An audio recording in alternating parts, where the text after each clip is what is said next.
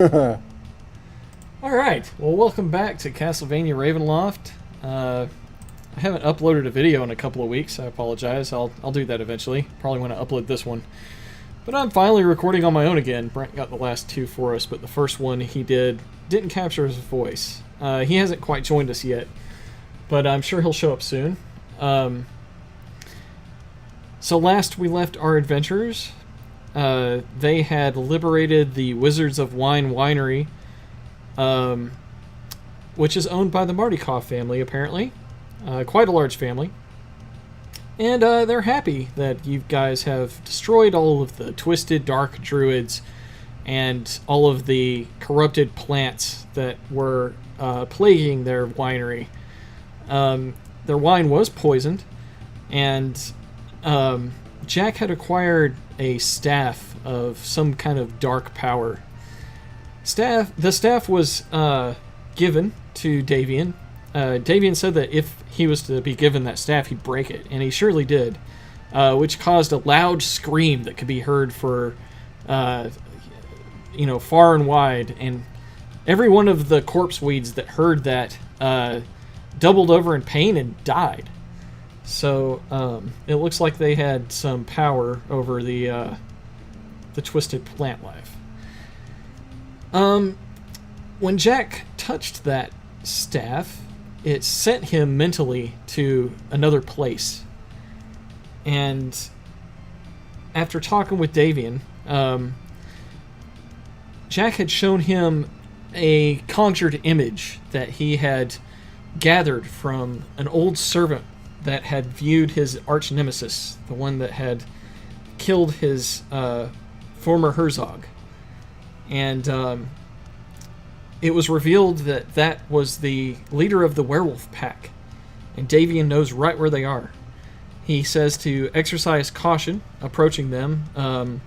You might want some silver weapons or maybe some other power that he could offer, but only if you're trustworthy.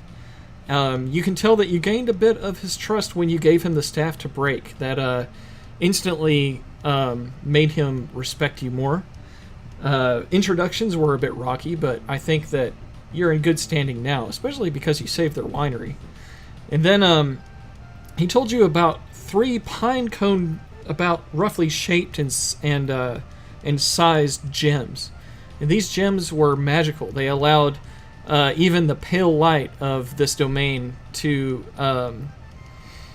let grape vines grow. And apparently there were 3 of them, and they each had a varying amount of potency. The strongest one has been gone for a long time. And then the one in the middle and the lower one that produced good enough wine, those are recently missing, and they assume that the druids have taken them for some reason. And you showed him the map that you were given from Van Richten. They marked a place called Yester Hill on the map. So I think you were planning on approaching that, but it's up to you, whatever you all want to do. Gentlemen, I think it wisest that we return to the Blue Water Inn and deliver the wine that we've already procured. Well, we could do that. Or we could go get that help. Vengeance. Yes, vengeance. Elias speaks up and says, "Given enough time, I can purify this wine, so we'd have more to to distribute." How are we sitting for resources? Alexandra, you okay? And he gives her a look when he says okay. I could do with a little bit more rest, but...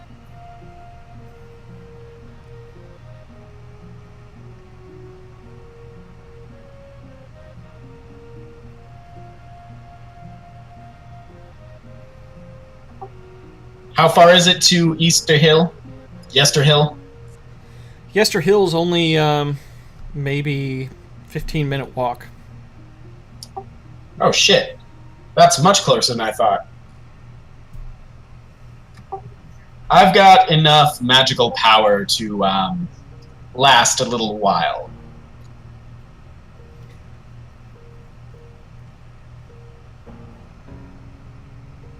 As far as hit points go, it looks like everyone's wounded except Jack. Yeah, hence that I could use another rest. Yeah, I'm still trying to stitch this gash up.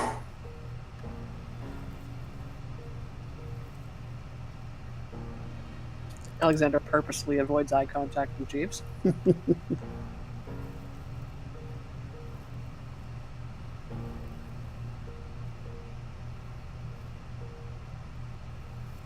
Elias says, I've used half of my best spells, and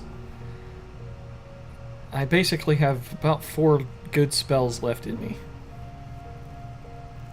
To be honest, gentlemen, I think we got off easy how we cleared this place so easily. I think we should rest up before we try to walk into the Viper's Nest.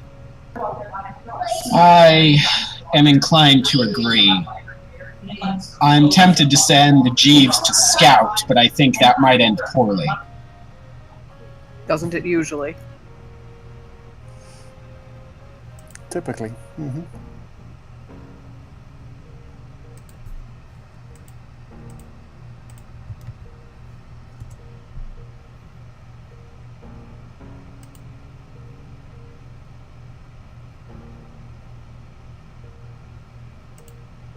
At the very least, as I said, we could deliver what wine we have procured back to the Martikovs. That way they would have something to distribute and earn coin from.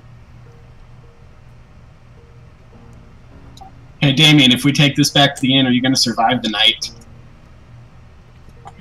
No more druid. This isn't the first time they've attacked.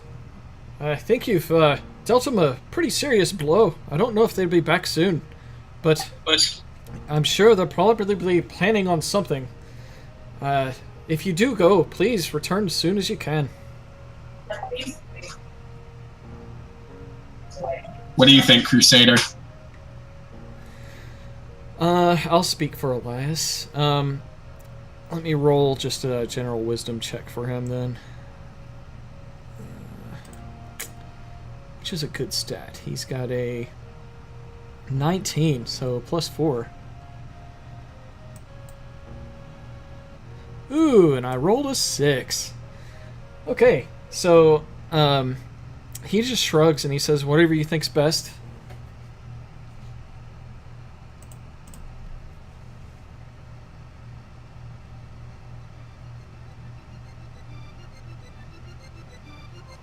It's not likely to be so indecisive. So if I say it's best to find a way to go back and do things with... Never mind.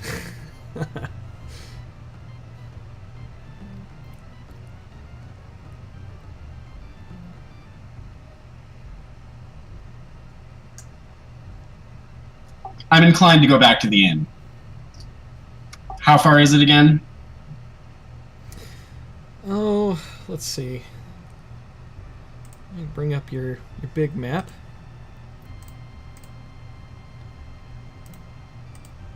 Just an OOC update. I did send Brent a message. He did see it, but he hasn't replied yet.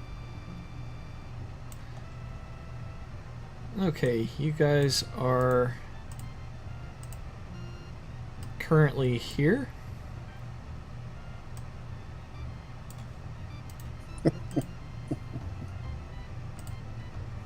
And Velaki is here.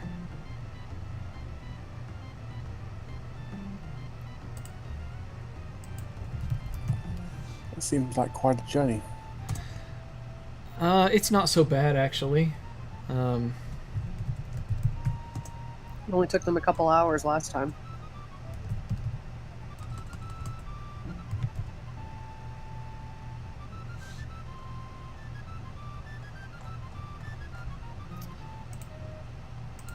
Yeah.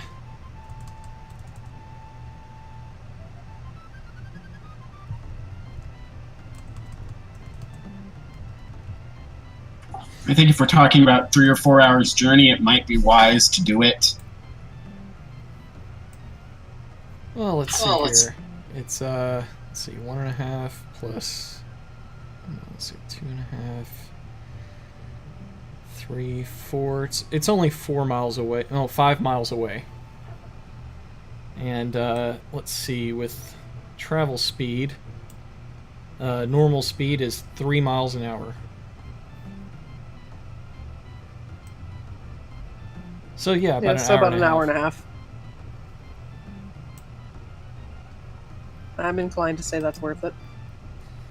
Elias says, "Well, I don't have the spells prepared to purify this wine until a long rest."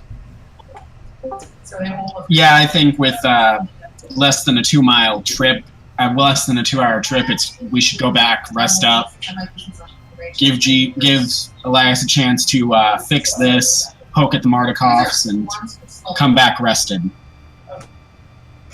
There's a chance we could get attacked again, but, well, it's a short trip. What do you guys think? Speaking of Elias, I'm here now, guys. Sorry about that. Oh, good. Crusader, what do you think? Should we go back to the inn or head straight to Yester Hill and fuck up some more druids?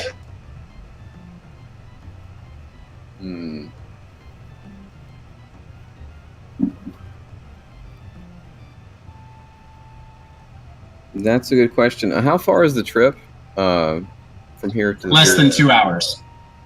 Like an hour and 45 minutes. Wow. All of us are injured except for Jack.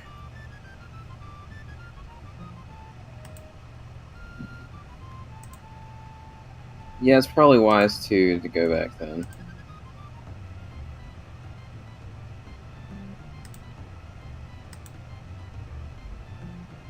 And with that, we head off. All right. So, what wine are you taking with you? All of the ones that we took from the basement, all the ones that we put in our bags and divvied up between us. I have 7 bottles alone, and I think everybody else has 7 too. Yep. All right.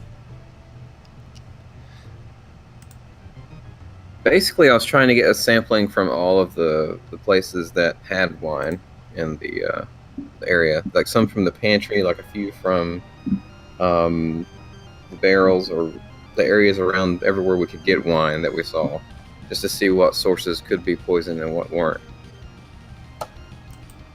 Well, Mike had originally said that these were all old sealed bottles, so I would like to think that these ones aren't.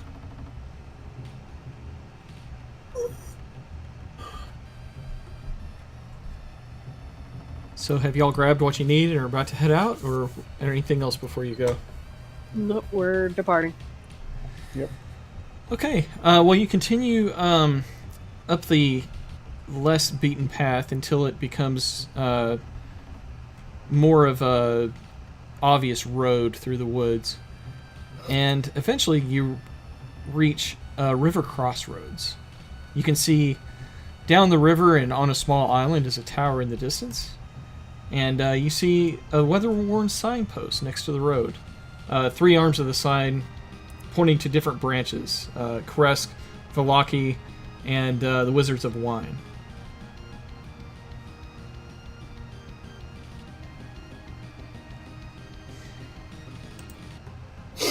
And it is daytime. It's no longer misty or raining.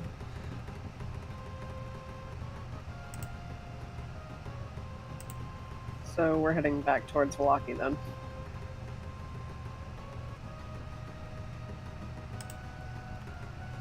Alright, hold on a second.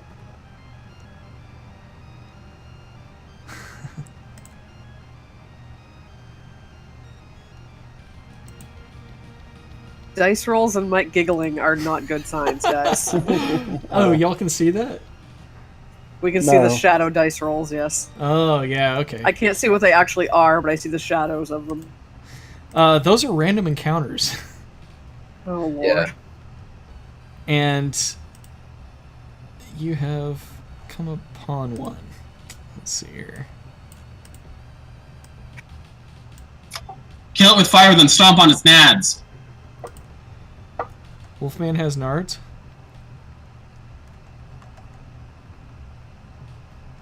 Snarly Wolfman.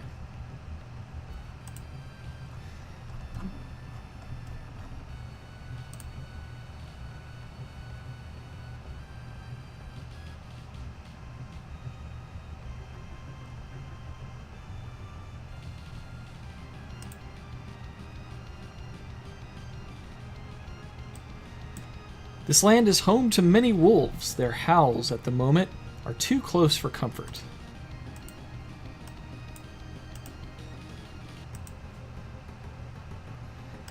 And I need to make a little roll here.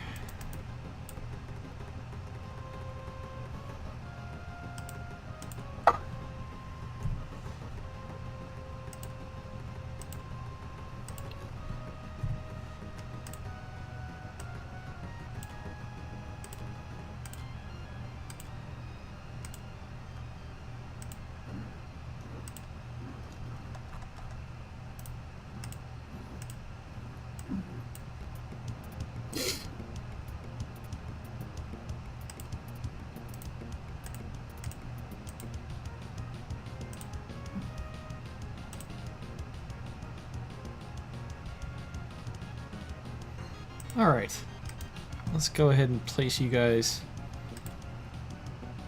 coming from the south. I'm gonna throw you in there, but you can move yourself anywhere in the southern region.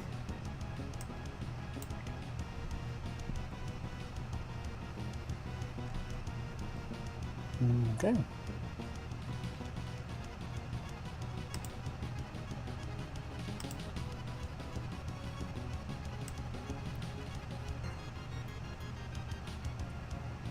It's daytime, is it?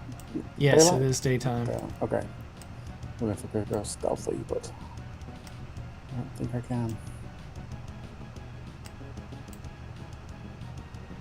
When you hear their cries, you could decide to go ahead and get into a stealthy mode then. Maybe.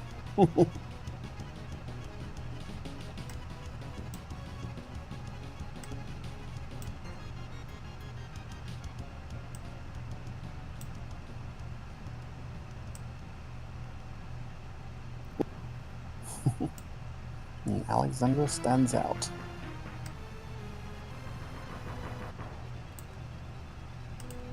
Alright, let's see if they notice Mr. Mark.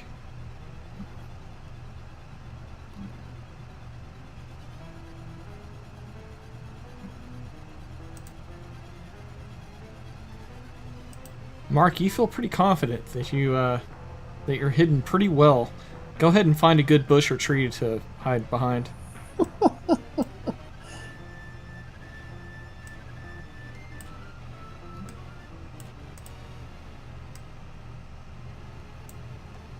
Sorry, there's kind of a double grid on this.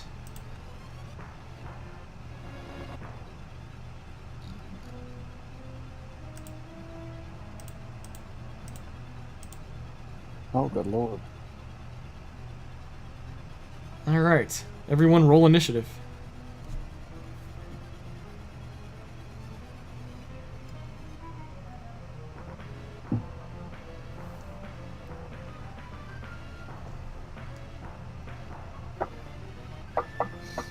Jack, are you able to roll initiative?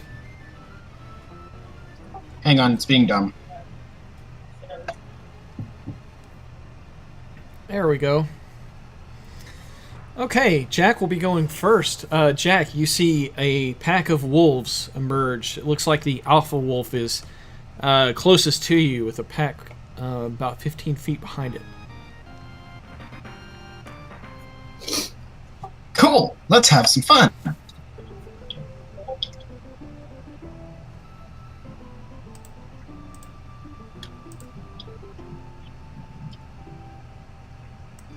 You know what? Let's just go real simple to start off with.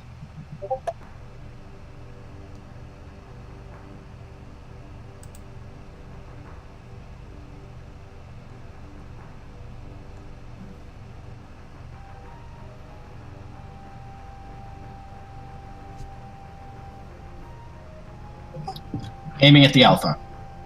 All right. Chill touch. Do I have to make a save? No, I think it's just hitting AC.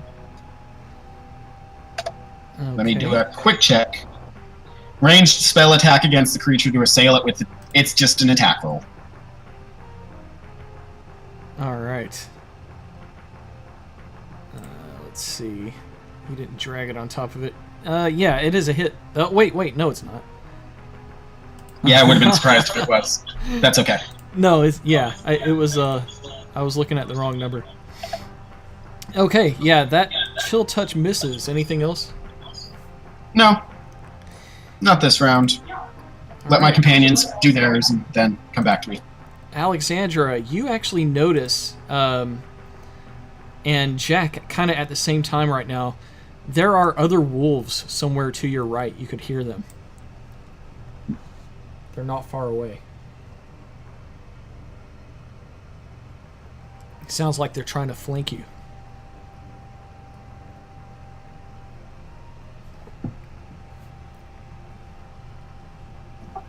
In which case, can I go ahead and use some movement to head that way? Yeah, that's fine. Bless you. Thank you.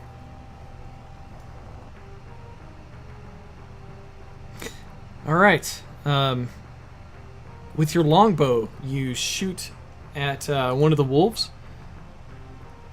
The one in the front, and it's a hit.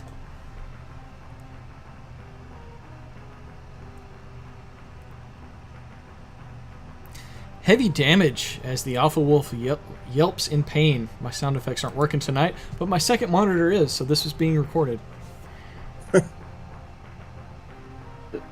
Any Good, I was movement, wondering about Alexandra?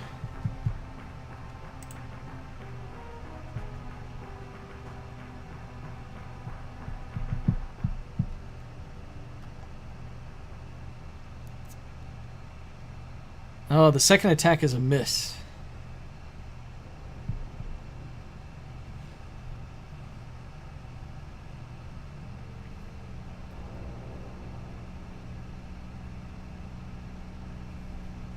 Is Alex doing anything else?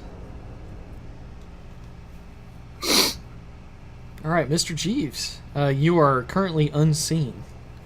What would you like to do? Awesome. Does that give me sneak attack if I make an attack? Yes, and you would have advantage as well. That's what I thought. Okay, cool. Thank you. And I'm gonna attack.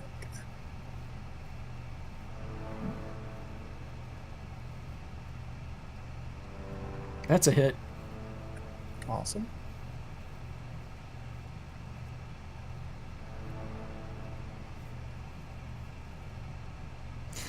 All right. Your arrow pierces the wolf right in the head. It falls over with a yelp and is obviously dead. The other wolves behind it growling and ready to attack.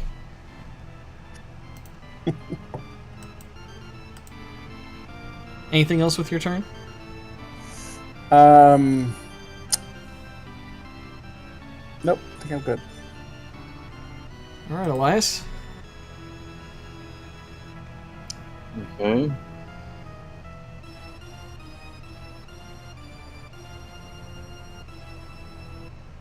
Let's see.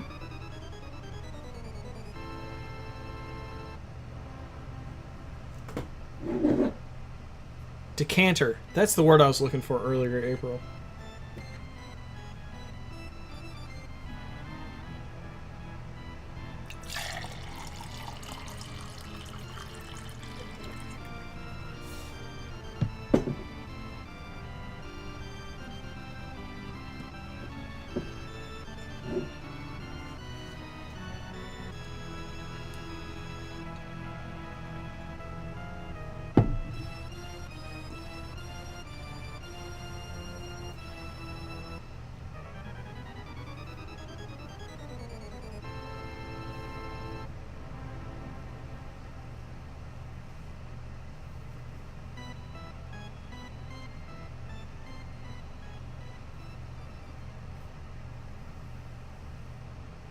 Brent, you with us? Yeah, I'm here. I'm just figuring out what attack I'm going to use. I'm going to fire a crossbow bolt at the let's see, wolf number 3, the one in the head. Okay.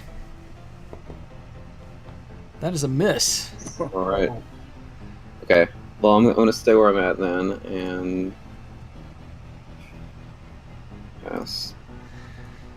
I don't know how long crossbows take to reload. I want to look up that before it gets to your turn again. It might take a certain amount of movement or something that you could use to do that. But yeah, if you could look that up, that'd be awesome. Until then, the first wolf is going to charge at Elias since he's the closest one.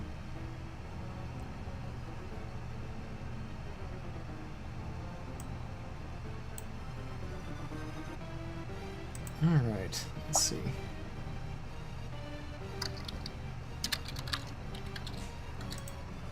Yes, it's going to bite you. But it misses, of course. Because Elias is really hard to hit. Alright, another wolf charges.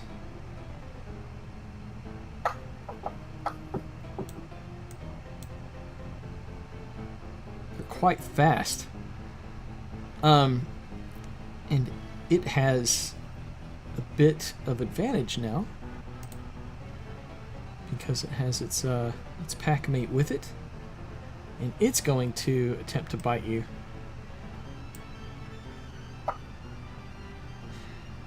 And finally, some damage actually happens. Elias is not invincible after all as the wolf barks, growls, and sinks his teeth into your leg. 7 damage to Elias. The one that you shot at will now run up. 30. There we go. And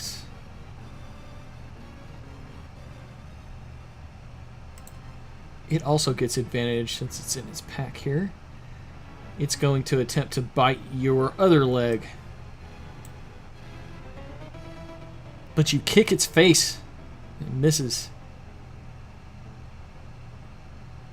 Alright, at this point, the other wolf that you see 10, 15, 20, 25, 30, 35. There we go. Sees you kick its brethren and lunges at you with its fangs. And hits. Its teeth sinking into you for 10 damage. Elias looks like he's taken quite a bit of damage. At this point, everyone sees another few wolves appear. These are the ones that you heard earlier.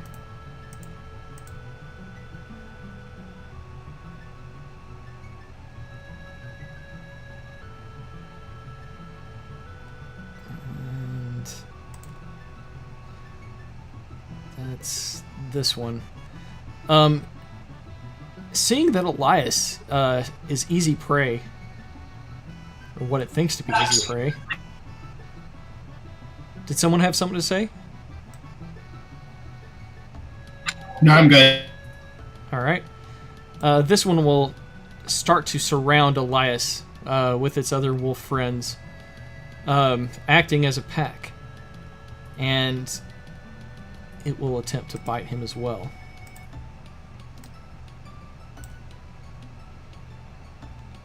It is a hit, and their teeth sink into Elias, damaging him for 7. Smelling blood and seeking the kill, another wolf flanks him. Oh, gee.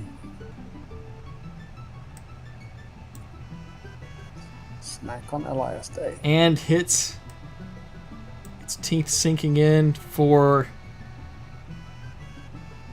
an amazing amount of damage. 6 damage. Elias falls unconscious. The wolves don't stop. They are biting at all of his limbs and just shaking their heads, trying to tear him apart. Seeing your companions close by, the other wolves now see Jeeves, since he took an attack while he was hiding. So one wolf runs up to Jeeves to take a bite. And hits. Jeeves takes heavy damage, 8. And finally, the last wolf you see also comes to attack Mr. Jeeves. Actually, it's going to go in front of him. He couldn't really move through that tree. And it's going to have advantage since it's got its pack member right next to it. It attacks Jeeves with a critical hit. Lovely. It lunges at Jeeves' throat, piercing his throat for 12 damage. Jack, it's your turn. Elias is down, and Jeeves looks like he's got 2 vicious wolves at his throat.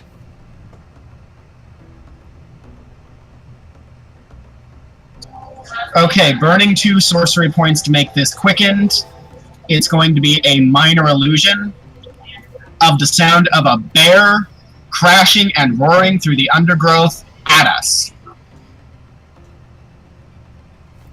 Okay. I'm going to use your very own Intimidate check to make this bear menacing and convincing. So please roll an Intimidation. Don't suppose I could use Deception instead? That's fine. I'll allow that. Woo! Damn. Oh. I rolled a 19 too. That was really good. Okay, so what is this that you're using now? It's just minor illusion. It just sounds like a big-ass bear is coming. Okay, it's sound only though. Yes. They can make a intelligence investigation check, I think. Oh, I made a wisdom check instead. I think wisdom makes more sense. You're the DM, dude. Okay. Still, though, even with a 19, I mean, that's probably as good as I'd roll either way. And although that's an excellent roll on my part, your deception is definitely more convincing. So, what do you think a bear sound would do to these wolves? Well, it's wolves who have just lost their alpha. They smell a meal, but it's a fucking bear. It really comes down to, do they think they can take a bear without their alpha?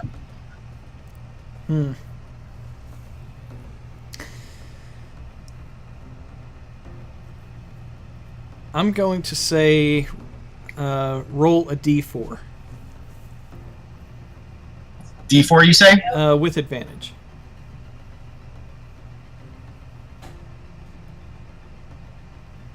All right, one more.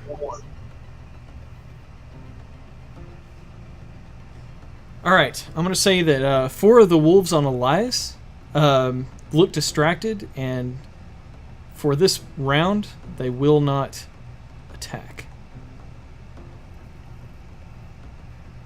Unless a bear comes up, then they'll flee, and maybe the rest of the pack will follow or not. We'll have to see. Well, interestingly enough, given that I still have 1 more spell left, Yes, that was quickened. I should be able to do another minor illusion. Since this does not say concentration. Meaning I am going to cast a second illusion of that bear coming out. The sight of it. I don't believe minor illusion can create animated images. Hold on a second. Hey, sweetie, what's up? You're probably right. Let me... I've got it open here. I set my transition on like Google Slides to slow, but it's still way too fast. I don't know how to change the timing. I tried to like publish on the web and it controlled the time, and now I play it and it's still way too fast. Is this due Friday? Yes. We'll figure it out before then together, okay? Meow Meow said she'd help me with like grammar issues and stuff, but she said you like transitions and stuff. And Right. Well, I'll help you with the transitions, but I can't right now. Okay. It's due Friday, so we have some time. Tomorrow's Okay. Thursday. Before you go to bed, will you close the lines over there for me? yeah, why are they? I don't know. Thanks, dear. Love you. Good night. All right. So, what did we decide about minor illusion? Did you have a chance to read It that? can create a illusion. It can create an animal. It can move. It cannot interact with physical objects. And it has to be a 5-foot cube. It's going to be a small bear, but it's still going to look like a bear coming out of the undergrowth. Obviously, I can't make the trees move, so it's just going to kind of appear at the end and run at the wolves on Elias. That's fine. I like it. With advantage, let's see. Another deception, and they'll make a. Does your spell, now that you have it up in front of you, does it specifically say intelligence or wisdom check? It says with a successful intelligence investigation check. Okay.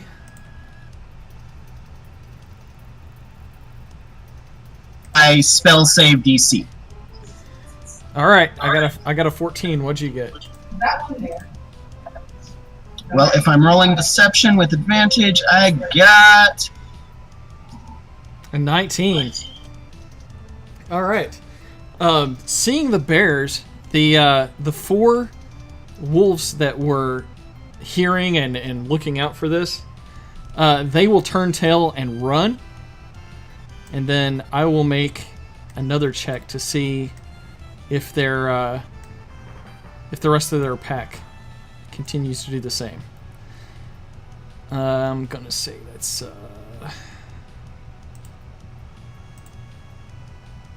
wisdom check.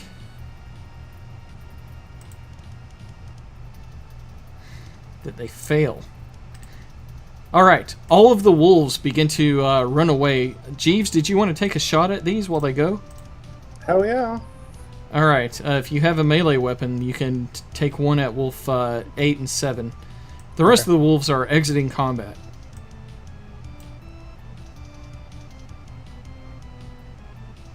All right, you hit wolf 8, the one right in front of you. Yes, heavy damage.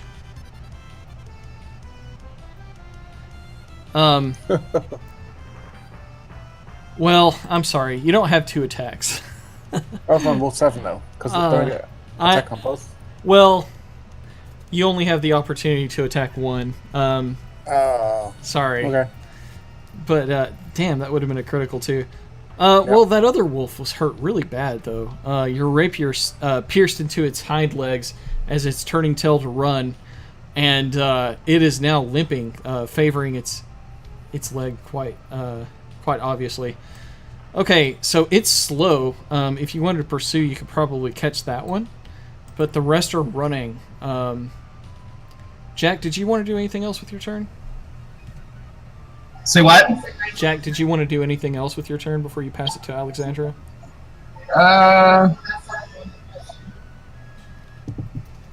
Move a little. Other than that, I'm good. Okay. Alex, you're up.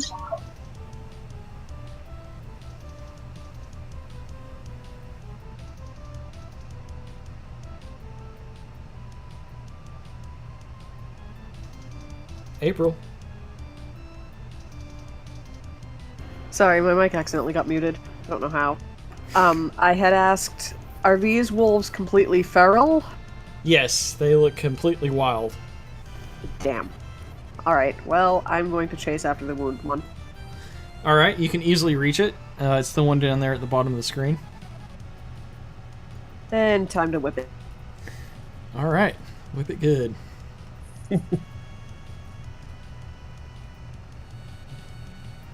That's a hit.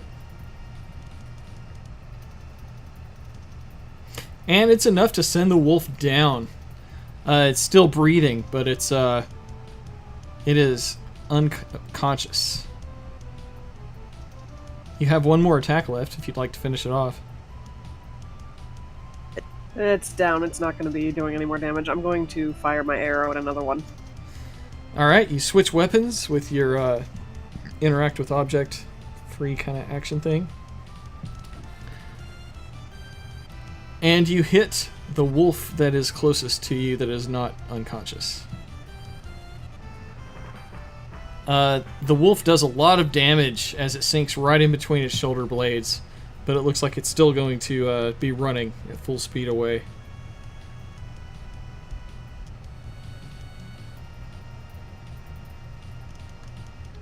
All right, that'll do it for me, I guess, then. All right, Jeeves, what about you? Alright, let's see if I can hit it.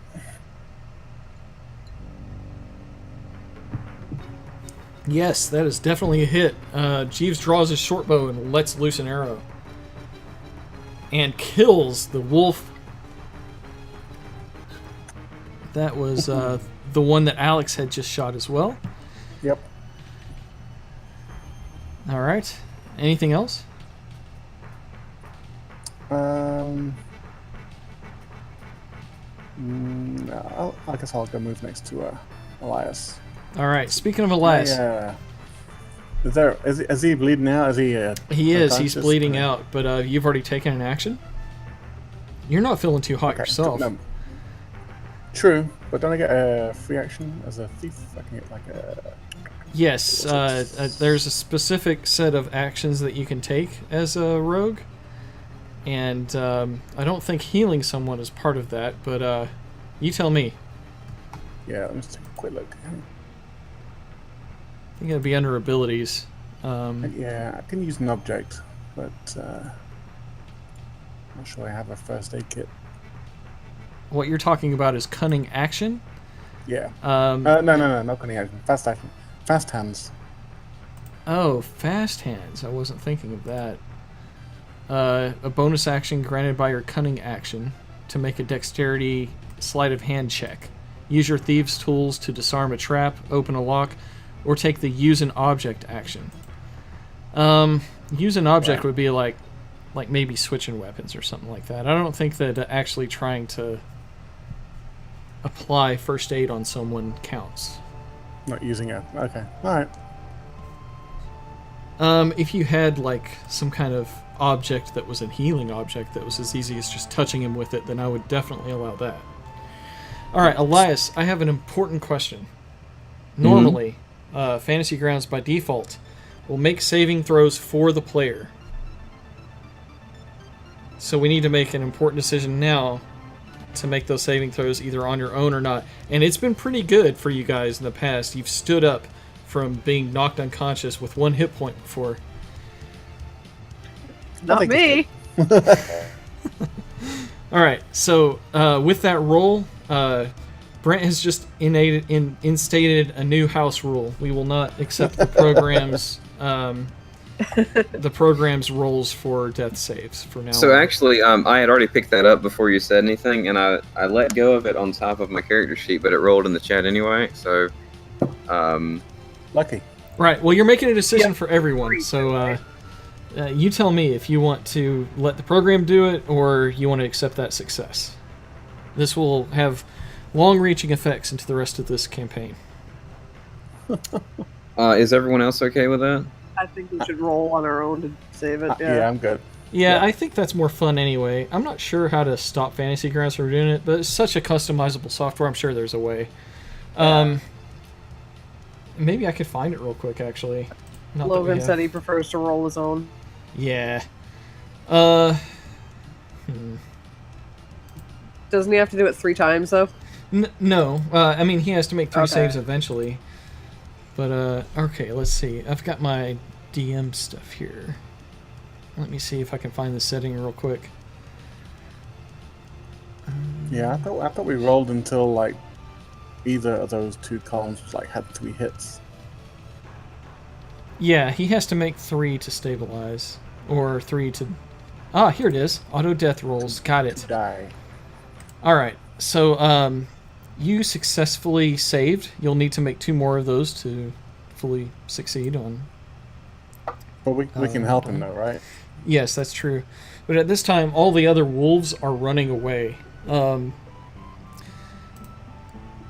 I'm going to say that wolf number 8 is breathing its last breath. Wolf number 7 is completely dead at this point. It's a corpse. And the other 6 are all running at top speed. So they are going 80 feet away. They will be no longer visible to any of you through the trees and stuff that they're running through. At this point, you can consider yourself exited from combat. Cool. But next up in initiative order would be Jack, if he wanted to do anything to help Elias. I don't know that there's anything I can do to help Elias. Don't we have a... Could we roll medicine and see if we can I can try stop him medicine. from dying?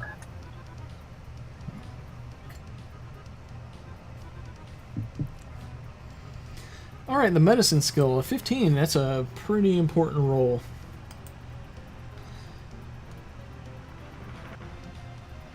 You're not trained in it. But I do remember this story.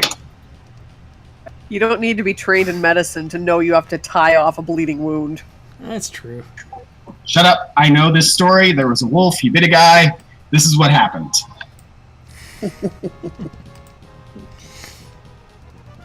That's an interesting story, Jack. Maybe it'll come into play sometime. But your common sense with medicine and what you've observed in life about anatomy and all that good stuff about how you stab all of the important parts of people lets you figure out what to do enough to stabilize Elias without any problem. Elias, you are gushing blood, though. There are wolf bites all over your body. They're really tearing at you while you're down. Plug hole. But you're stable at this point. I don't know how to do that on your character sheet, to be quite honest. I think that we can just take you to... Put him at 1 HP. Well, technically he doesn't have 1 HP. He's just unconscious.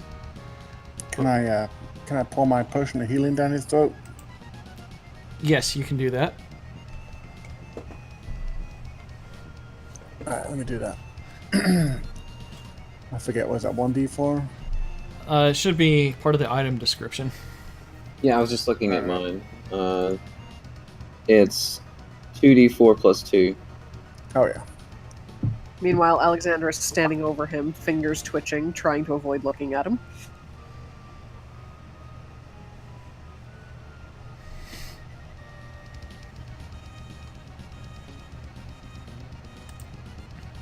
Alright, Elias. You gain 9 hit points. So we're going to take your wounds down from 40 to 31. I'll do that.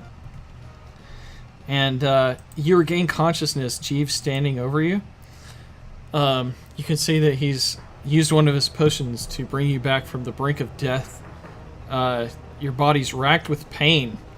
And the images of wolves biting and tearing at you is still fresh in your mind. You hear them yipping away as they grow further in the distance. And I would like you to roll a d20. If it's been less than a minute, he still hears the bear, too. Yes, you hear a bear. Yo. A natural 20. Nice. Excellent. That was probably more important than you realize. Oh, I have an idea what you're doing there. So, Elias, are you going to say anything else? No, combat's over. You guys are back to... you all have the spotlight. I'm going to shut up now. Casual stroll through the woods while he's bleeding. Alright, so Elias is shaking, sweating, still bleeding some, and he looks up at Jeeves and nods his head fervently, and he also says, well, I don't know what happened, but thank you all. I imagine Jack had some trickery up his sleeve. I'm very sorry I caused this trouble for you. I was just trying to draw them. I didn't think it would get this bad. There'd be so many of Oh, them. you drew them quite effectively. How many of them were there? I didn't even see them all. More than half a dozen. I didn't count, I just made a bear. About You 9. made a bear. That's a good idea, sir. So Elias will produce his own potion of healing and offer it to Jeeves in exchange for what he just did. Awesome, thank you. I think you'll get more use out of this than myself anyway. Probably So- will. You look a little worse for wear, Elias. Do you need help walking? Thank you, Alexandra. I think I will use some of my own magic to heal myself up some more. And Elias will use his Cure Wounds on himself. What level spell is that? It's at level 1.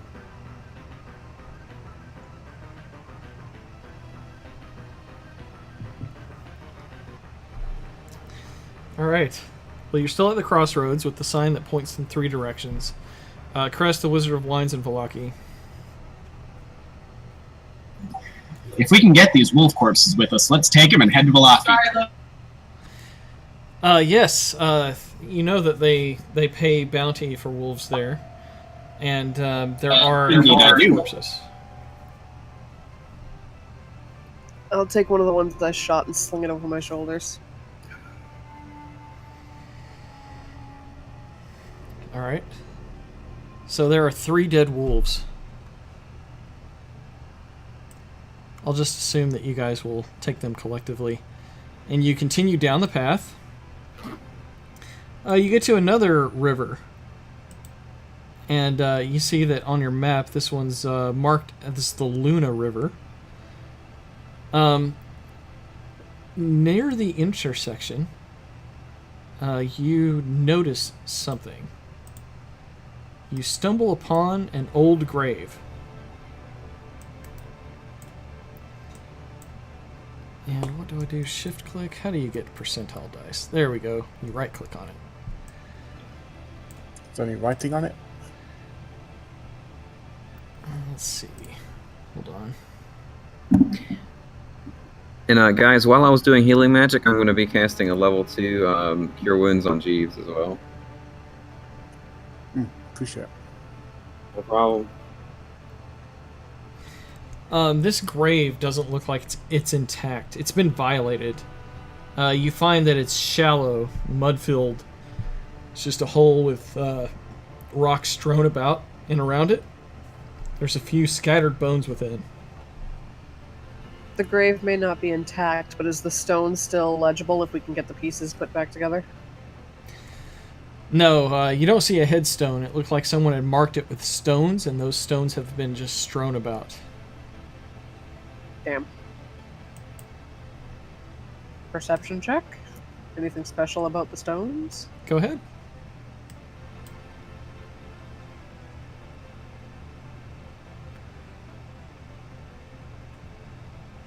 Upon investigation, which you could use investigation, either one's fine.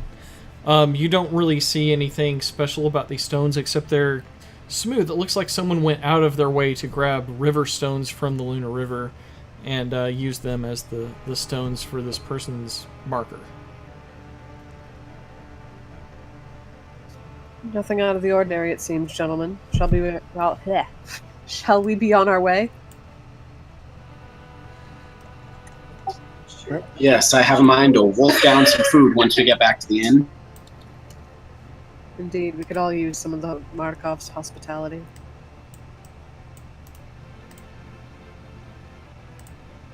Also gonna poke at him for Davian. And then I'm gonna go talk to the Burgomaster. I have ideas. Alright, well, the Old Svalich Road leads eventually to Valaki, the town you know so well. Hmm.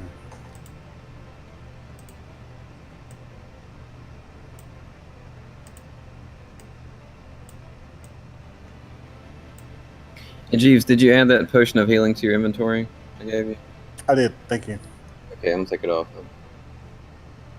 Well, first stop would be the Blue Water Inn, correct?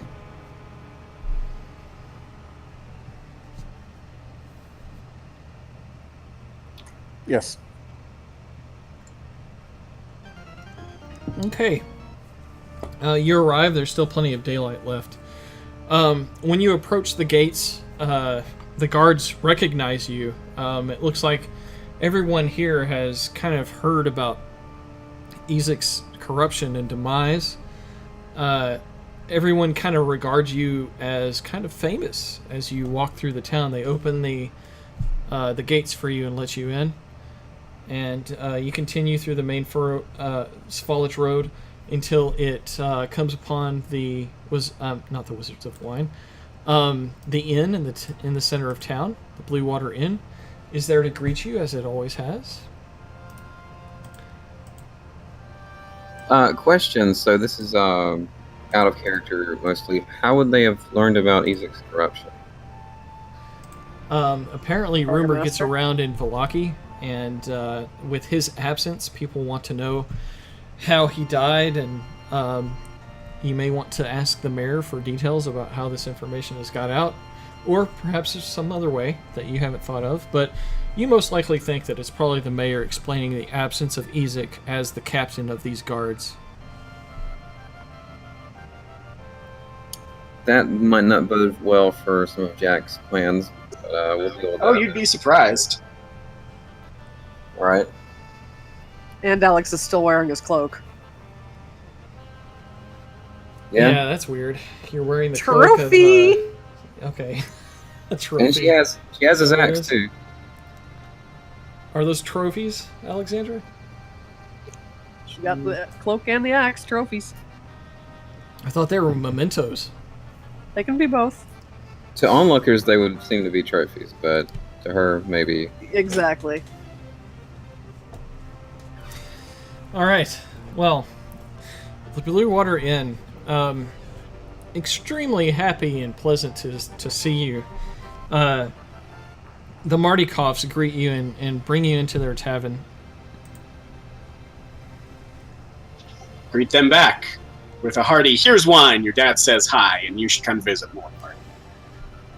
Erwin says, "Aye, so the old crow let you know we're family then?" At length. Expletives were involved. Well, I trust there was no troubles. Oh, there was many troubles. Corpse weeds, some other demon plant things. Very annoyed druids. Not sure why. Possibly their burlap robes. Who knows? Druids are weird. When you say this, you hear Danica running in from the kitchen, and she comes in, and she says, "Is everything okay? Is everyone safe?" Well, I think so.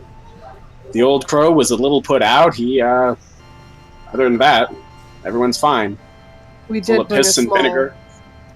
We did bring a small supply of wine. I'm afraid it's all you're going to get until we can recover the gems that were helping grow the vines.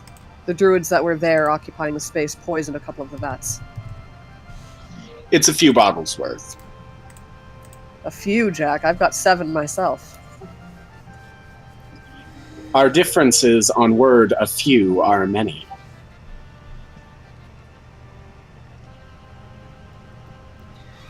Well, let me see this wine you've brought then. This is the immediate answers to our problems, but we must hear your tales of what's happened with our family. Oh, really? Jack says. And he hops up on a table. There are a few patrons around this time of night. Well, not night, but this later afternoon. He hops up on a table with panache. Meanwhile, Alex starts unloading the bottles from her bag and gives them to Danica. Yes, Danica eagerly takes them and thanks you. Danica, this wine is certainly for you, but we are not for certain 100% that this wine is not poisoned. If you have a way to test it, you can, but otherwise I would advise you to wait until we can be sure there's nothing wrong with this.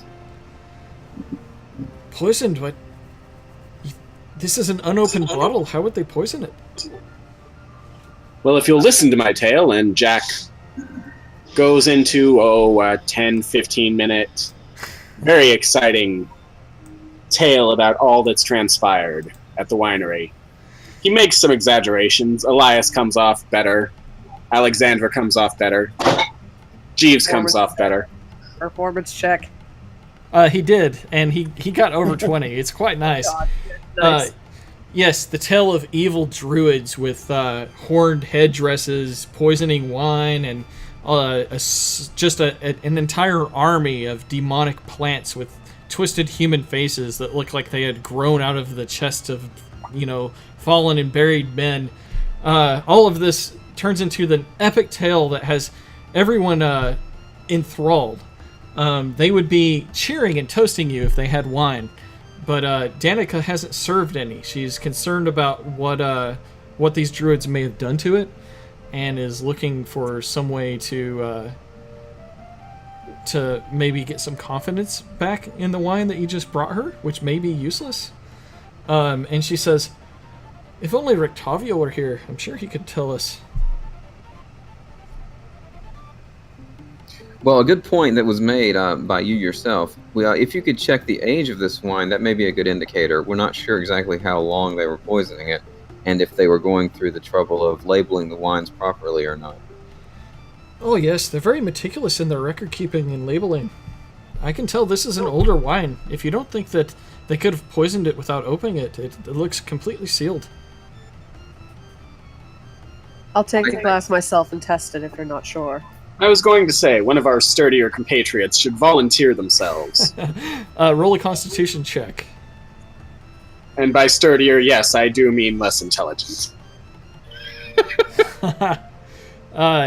You swig the wine, and it appears no ill effects happen.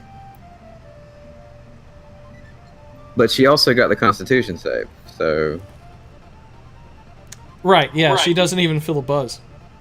That was for drunkenness, not for poison. As far as we know. Yeah, as far as you know. Yeah, we won't know if it's poison or not unless someone fails a Constitution check, right? If y'all can see And me, Jack's too smart to take a drink. if you can It see me tastes fine to guzzling me. alcohol on the other side of this monitor while I'm doing this, it's quite entertaining.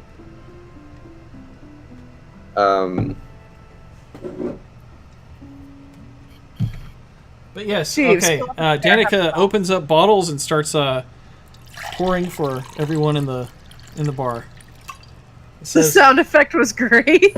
Wow. yeah, that's really That me. was perfect. That's really me. Ralph, getting what are you drunk. drinking?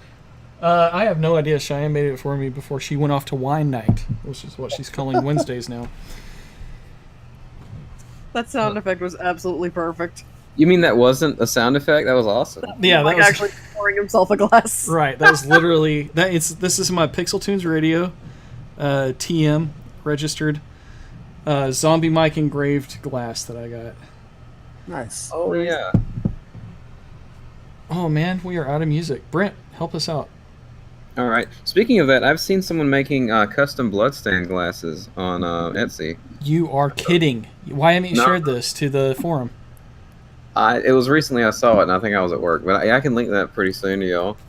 Yeah, that's awesome. I love that. I'll be sure to do whatever I can to boost it.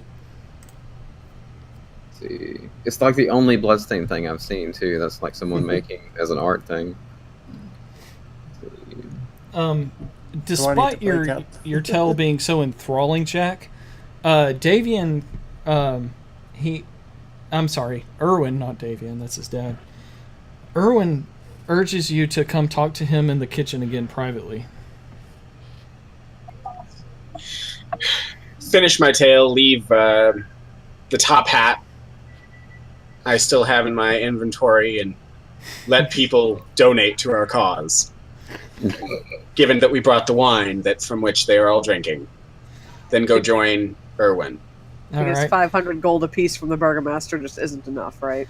Well, hey, there's that, but these people are paying enough to at least get you all a couple of rounds of this wine, even though you brought it. They And make hopefully sure this they wine want we to- brought is not going to kill him. There's that as well.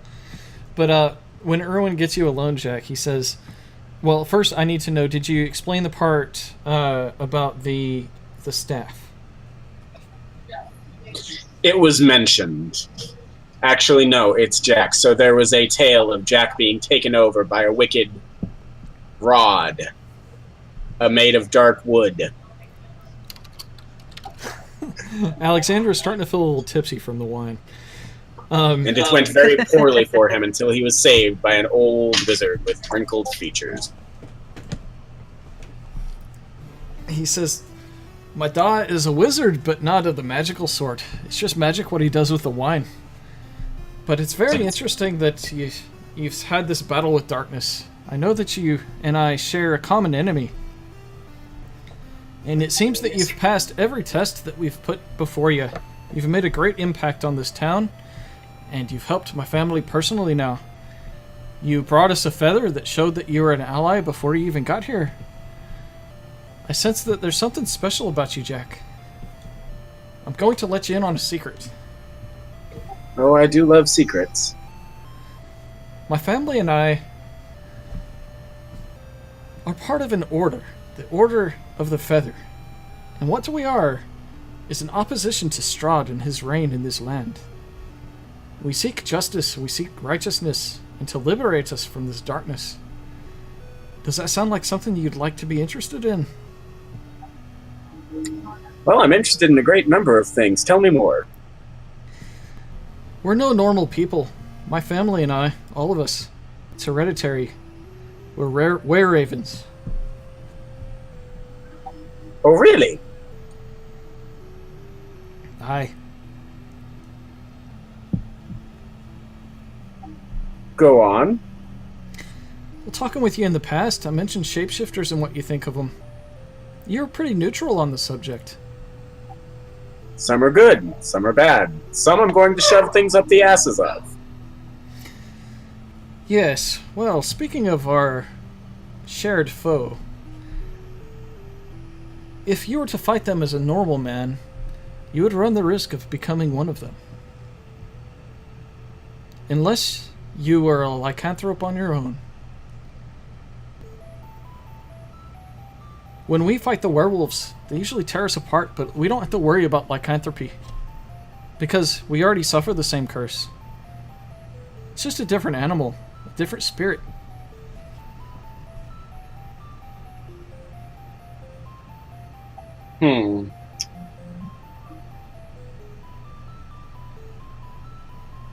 What goes into this? What comes from this? Well, that all depends on you, Jack. You've got my confidence. I think you'd make a great ally. But if you really want to make a change in these lands, those werewolves have got to go. I think you're the man to do it. Yes, I gather, and I gather what you're offering me. I'm asking what goes into said change. Well, it's not easy. If you transform into a raven, there's a chance you might not make it back. Every time you do it, it gets harder.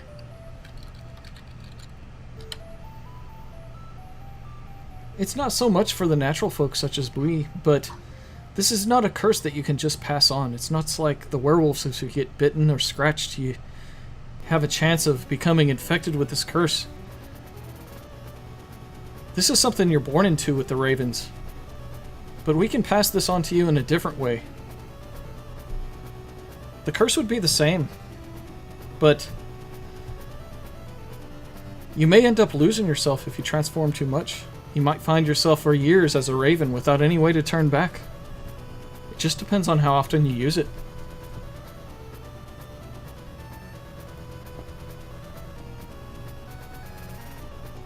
Also, you become naked if you change. And you change back. Your clothes don't go with you. Nothing you carry. But that's another interesting thing about you, is because you rely mostly on your wits to defend yourself. That's because my wits are sharper than any blade. It's not just the form of a raven we can take. We can take something in between. Something that stands like a man, but is feathered and strong like a... Yes, I know. Malthus showed us when we fought the witch in the windmill. Yes, this Malthus character is unfamiliar to the Order. It's interesting that they know our ways to show a feather, and interesting that they either gave you a false name that we don't know, or is perhaps a stranger from beyond. He sent you to us, though, so If I meet him, he at least has that in his favor. Do I get stronger, faster? Well, you become immune to most weapons. Most like a werewolf. It's not so much that can hurt you. Unless it's silvered or magical. You know, I'm greatly inclined to agree. You would be communing with sort of a higher spirit. A raven spirit that kind of guides us all. It's a spirit of freedom and righteousness. Freedom, yes. Righteousness, no. The spirit itself is one of righteousness, I have no doubt. What each man chooses to do with his own will is his own. No, that's fine. I fully believe that your spirit is righteous. I'm saying yes to freedom, and I'd like to pass on the righteousness all the same to you, sir. That being said, if you can do it, then yes, let's get me terminally feathered. Well, the righteousness is quite an important feature of this whole business. The righteousness is the reason I'm talking to you in the first place.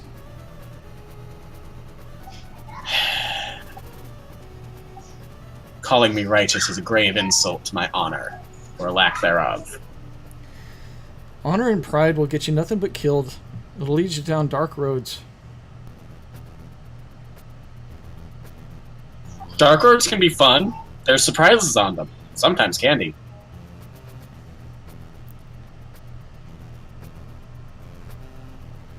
I'm not revoking my offer, Jack. But knowing that you're someone we can trust and someone that would do good to the land is very important to this decision.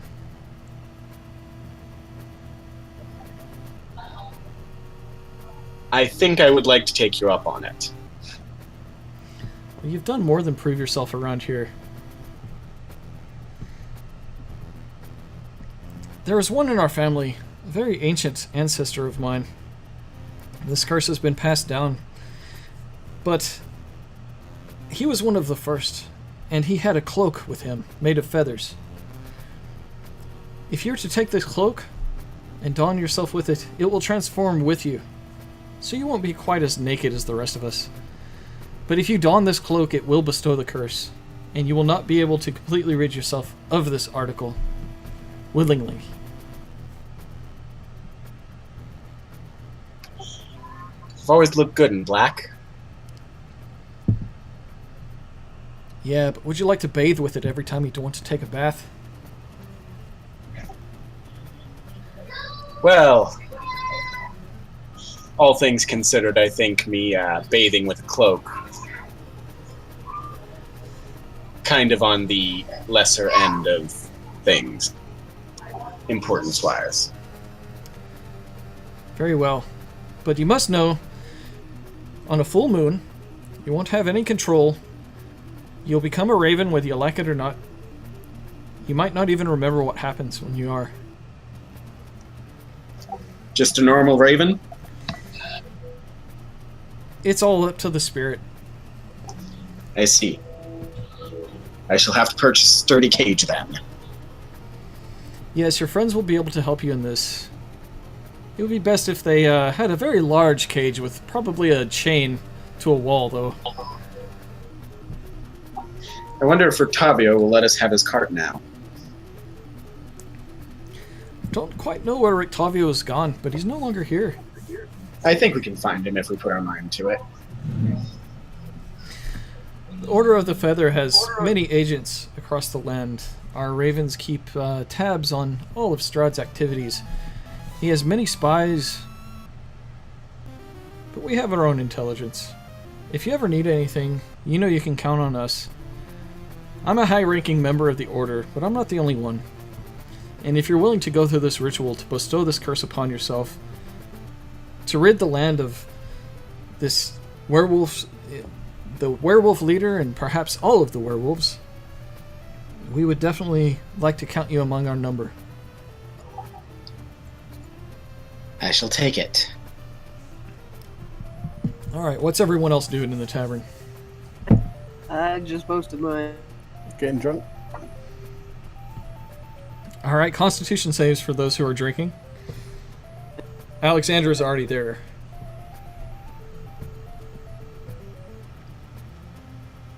Mr. Jeeves, you're not quite feeling the effects yet.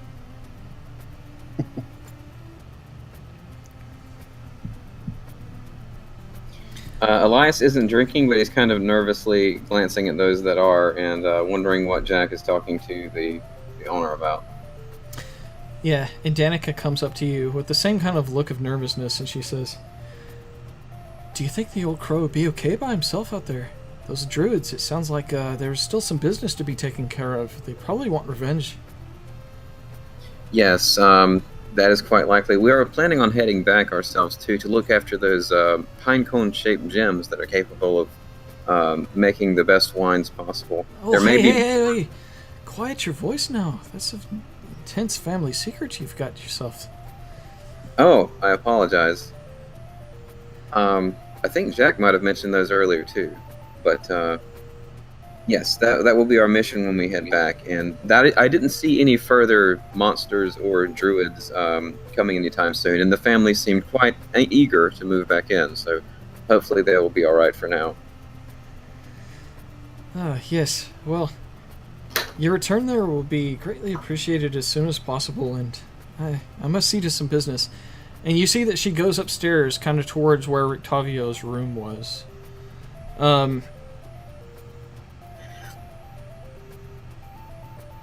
With that, Jack, you find yourself taken through a hidden door that's within the kitchen. And it leads down into a more private area. It looks like maybe meetings go on. You see an odd amount of shiny objects collected here. It looks like the natural instinct of ravens to gravitate towards shiny things, much like you saw in Davian when he was just had a bunch of junk that was shiny on him. You see a lot of mirrors here and things too. But Davian reaches down and opens a chest after unlocking it and pulls out an old-looking cloak. Let's see if I can show you what it looks like here.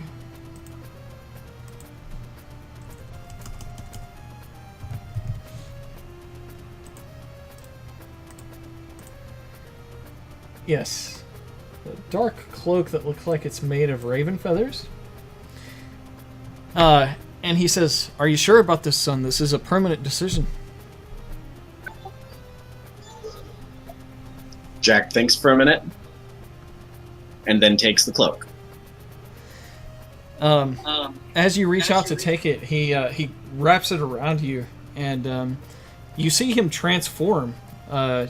He becomes some kind of hybrid between a man and a raven. His face with a long beak.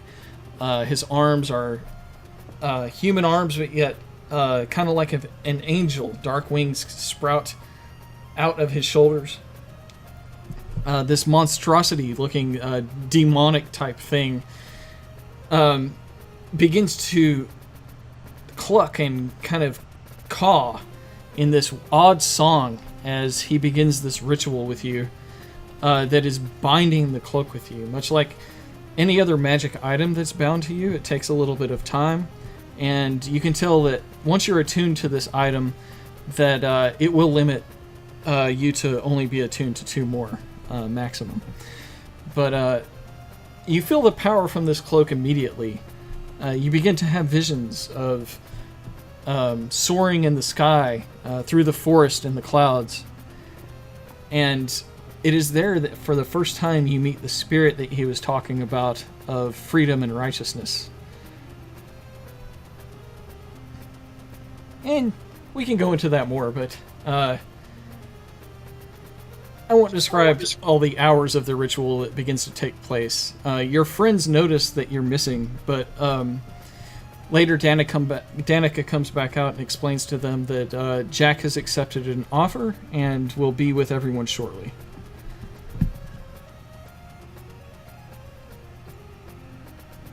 Mr. Jeeves is an experienced drinker, and none of this wine is taking its effect.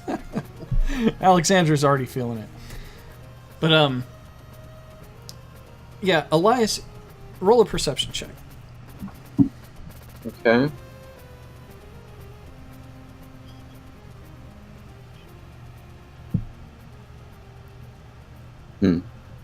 Thank you. Okay, so the Martikoffs explain to everyone after the ritual is done that you're always free to stay in their establishment. Any food or drink that you want, any shelter is fine, and if you ever need to be hidden, they can take you to places throughout the land that will help shelter you. They're very informed about this land and the goings-on that happens in Barovia. So you've aligned yourself with a great information network against Strahd. As far as you can tell, they have only the best intentions for this land. We did need to rest a while, didn't we, gentlemen? Yes, we should rest overnight. It's the middle of the day still, I thought. It's getting kind of later, and Jack's ritual is taking quite a while. Alright, fine by me. And speaking of Jack's ritual, Elias will notice that Jack is wearing a cloak of raven feathers, and he's starting to put two and two together, but he doesn't know exactly what's going on, but he'll comment on it and say, a nice garment you have there, Jack. You get a gift from them? It is a very nice cloak and a very nice gift. It suits you well, my friend. It will suit me better in a few days.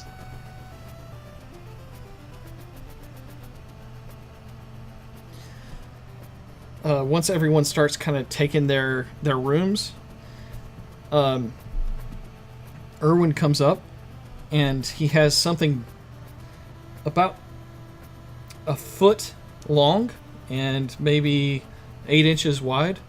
He's got it wrapped in cloth. It looks kind of rectangular in shape, and he says, I told you if you were to do something for me to take care of the winery that we would give you something that you sought for, and we have. This isn't related to Jack's deal. This is for all of you for helping us. And he hands it out to you. He offers his arms with this wrapped rectangular object. He wants to take it. Elias will take it. All right. You start to unwrap the item. Let me see if I can find a picture of it. I believe I have one.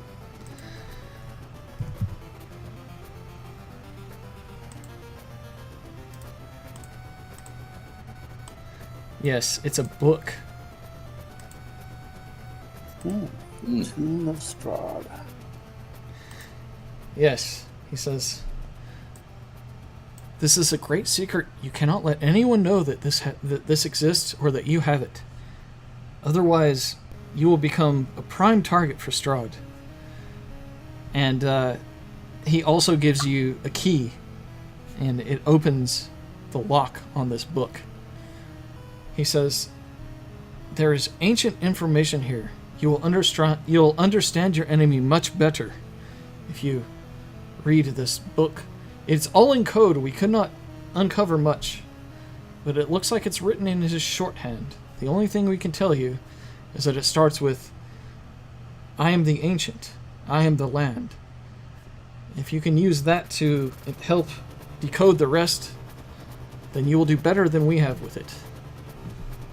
I see. Thank you. This sounds like it will come in quite handy. We appreciate your help.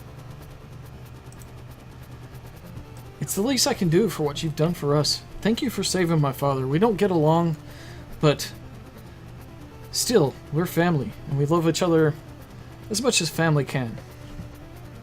We're not finished yet. We have work to do still, as you might have gathered from our story. Yes, Danica is very concerned about leaving them with the dark druids you mentioned, perhaps taking revenge on them soon. Your father did sound assured that they would not come back anytime soon, but we should be on our way as soon as we rest. Well, if you leave early, that will be fine by me. No need to make departures. Just head out as soon as you can, and perhaps maybe I can go with you.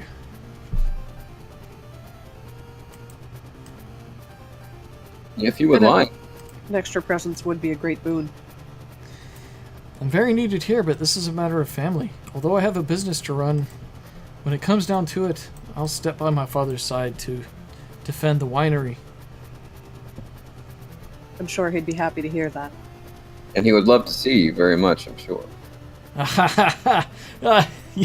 Yeah, you don't know the old crow as much as I do.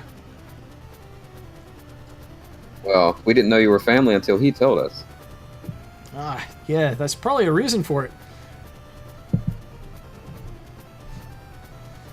Well, regardless, I hope that this tomb does good by you, as you have done good by us.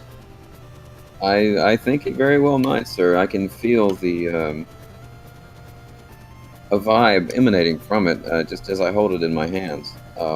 Thank you. You're welcome, and I will see you in the morning then.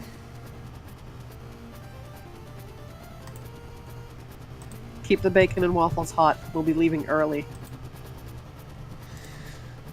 Alright, so when you inspect the tome, on the front you see this crest. This is obviously Strahd's family crest. At the top of the crest you can actually see a silhouette of a castle that looks like Ravenloft that you saw in the distance. Aside from that, the book looks like it's all written in some sort of shorthand that is unique to Strahd. Some pages are missing and lost to time, but you think that they can be the stuff that remains can be translated gradually with enough time. I will show the book to Jack and maybe like motion him to have him over my shoulder, and I'll ask him, Jack, I imagine you would like some time with this, yes? Yes, I will be perusing this as best I can, but I have many things to do in the coming hours. I see. I'll hold on to it for now, then. We should go collect our payment from the burgomaster before he finds a way to try and weasel out of it, and I have to expend more energy getting what we were already promised. We should do so in the morning, gentlemen.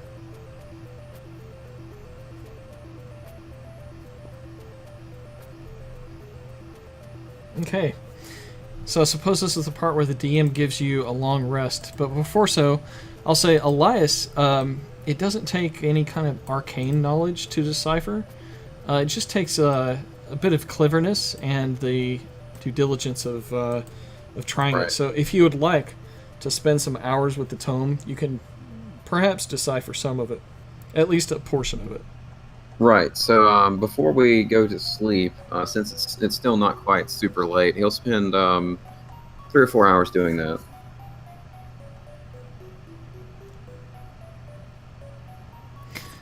All right. You think that you might be able to decipher maybe a ninth of it by reading into it. And Okay. As he's doing that, Elias will make notes on a separate piece of paper for Jack to see later, so they can save him some time. all right. Let's see if I can just paste in here as I read this. Would you like to? All right. Just spend several hours. You said how many hours with it? 4. Okay. Yeah. Okay. Yeah. So you can get about a ninth of the tome's intact pages deciphered. Most of it was history and about his family lineage, but this part is particularly interesting to you. It says, I was a count, a prince, and a soldier. My father, King Barav, died with honor on the battlefield. It was then I waged a long and bloody war upon his enemies. I thundered across the land like the wrath of God. But the war years and the killing years wore down my soul as the wind wears down stone into sand.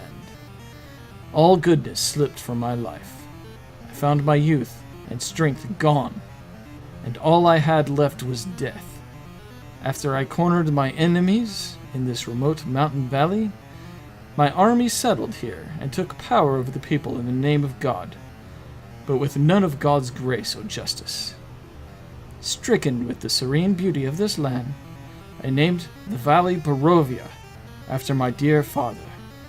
I gathered the most talented architects and builders to construct a monument to my family's victory so grand in design that it would rival even the fortresses of my ancestral homeland. So came to be my home, my tomb, which I named Castle Ravenloft after my mother Ravonia. I sent for her to join me here, and to bring with her the remains of my father. You can tell with more time you'll be able to decipher more of this tune, but it will require hours of effort. See.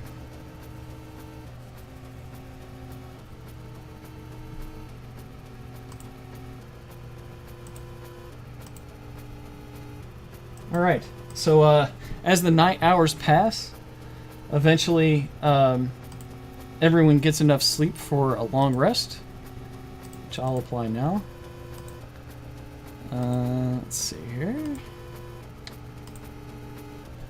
All right. So the party has a long rest. Everyone's back up to maximum hit points. You have all your powers back. It is early. The sun hasn't quite made its way into the misty sky yet. Alex will be the first one down the stairs, intent on gobbling up bacon. All right. You wake up early enough to where bacon has hardly even started. But if you'd like to make your way into the, following your nose like Toucan Sam into the kitchen where the bacon's being cooked. Yep. Yes, there you find Danica getting breakfast ready for you adventurers. That smells fantastic. Well, bacon is very rare here. This is quite a treat. We hope that you would like it. I appreciate it, and the hospitality as always, ma'am. Elias, you also remember that it would be wise to memorize your purify food and drink spells. So I just did that while you were reading the story. Instead of paying attention to the story, you're messing No, around. That's fine. That's fine. I'm glad it was enthralling. I'm just kidding. No, I heard you reading it, and then I read it again afterwards, so we're good. So Elias will check on the stocks of wine and see how much was left from the night before.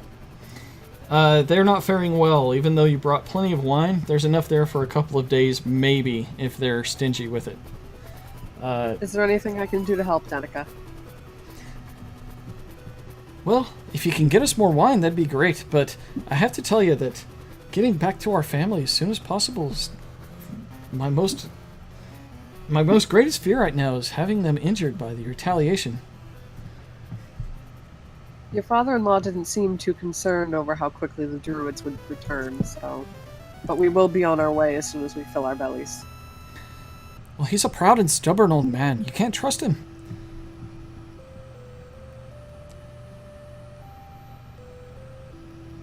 So while Elias is at the tavern, he will gather together all of the wine that is left and get it within a radius of 5 feet, and he will use his purify food and drink to be for certain that nothing remaining is poison. Some of the people with hangovers this morning might disagree with you, but you're pretty sure there's no poison in these. Okay. Well, if I want to expend a sorcery point if we're pretty sure none of the wine we gave them was. You have no having- sorcery points, Mr. Cleric / Paladin. Well, yeah. I do have spell slots though. You know what I mean? Yeah. I gotcha. I love this song, by the way. This is probably my most favorite Castlevania song. This and Union, both off the same game. So thank you, Brent. You're the one that played this. Thank you. Yeah. You're playing to the audience here. It caught my eye, and I was like, well, "Hey, we haven't done this recently. I'll play Belmont today." All right. So what would you guys like to do now? Well, Jack had mentioned something about stopping by the Burgomaster before we actually headed off to the Wizards of Wine. Yes, and Mr. Jeeves, you've been quite quiet. Did you want to do anything while everyone was resting and up to this point I've in been the trying morning? to get drunk. Ah, okay. He Well, was just worried about getting hammered. well, without a doubt, enough wine will do the trick. Yeah, I'm good. I'm enjoying bacon. All right. Well, after the tasty bacon, would you guys like to head to the Burgomaster's mansion? Indeed.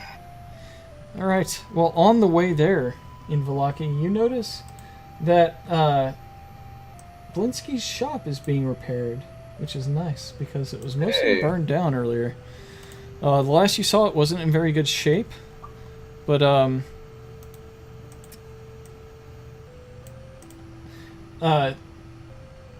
where's the marker? I know we got that somewhere. All right, so My map.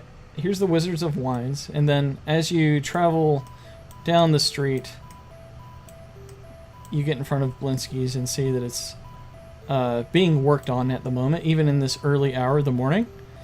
Would you like to stop or continue down to the Burgomaster's mansion?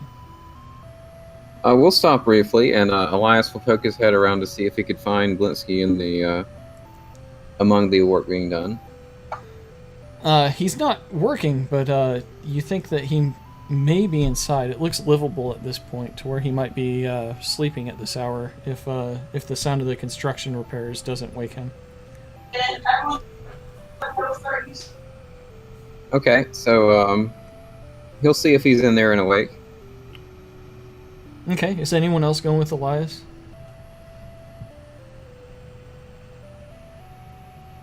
Sure, why not? Jeeves, Jack, you there? Yep. Alright, we'll assume Jack goes in with the rest of the party then, since all of you seem to be going to Blinsky's. When you get inside, you can see that the fire damage was quite extensive, but most of the horrible smell of all the burnt and charred remains of the original shop have dissipated. I wouldn't say beautiful toys, but the unique toys that Blinsky is known for don't really line the shelves here as much, and the storefront window is still not replaced. But back behind everything, there's another room. You think Blinsky might be sleeping back there. You could probably rouse him if you were to try from where you're at in the storefront, or you could probably explore further without anyone really saying anything, as you're known to be allies of Vallaki here. Okay, well, Elias will spy that Blinsky is sleeping and decide not to disturb him, as I'm sure he could use the rest after the ordeal he's been through. Yes, let's not wake him. When you look in, it looks like he's cuddling something like a teddy bear in his bed. Something red. That's all you can see from the distance that you're spying on him. Hopefully it's not Isaac's hand.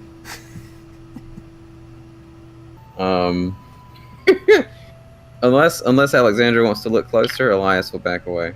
Okay. Perception check. You want to take a peek? Go ahead. It depends on how close you want to get to him, really.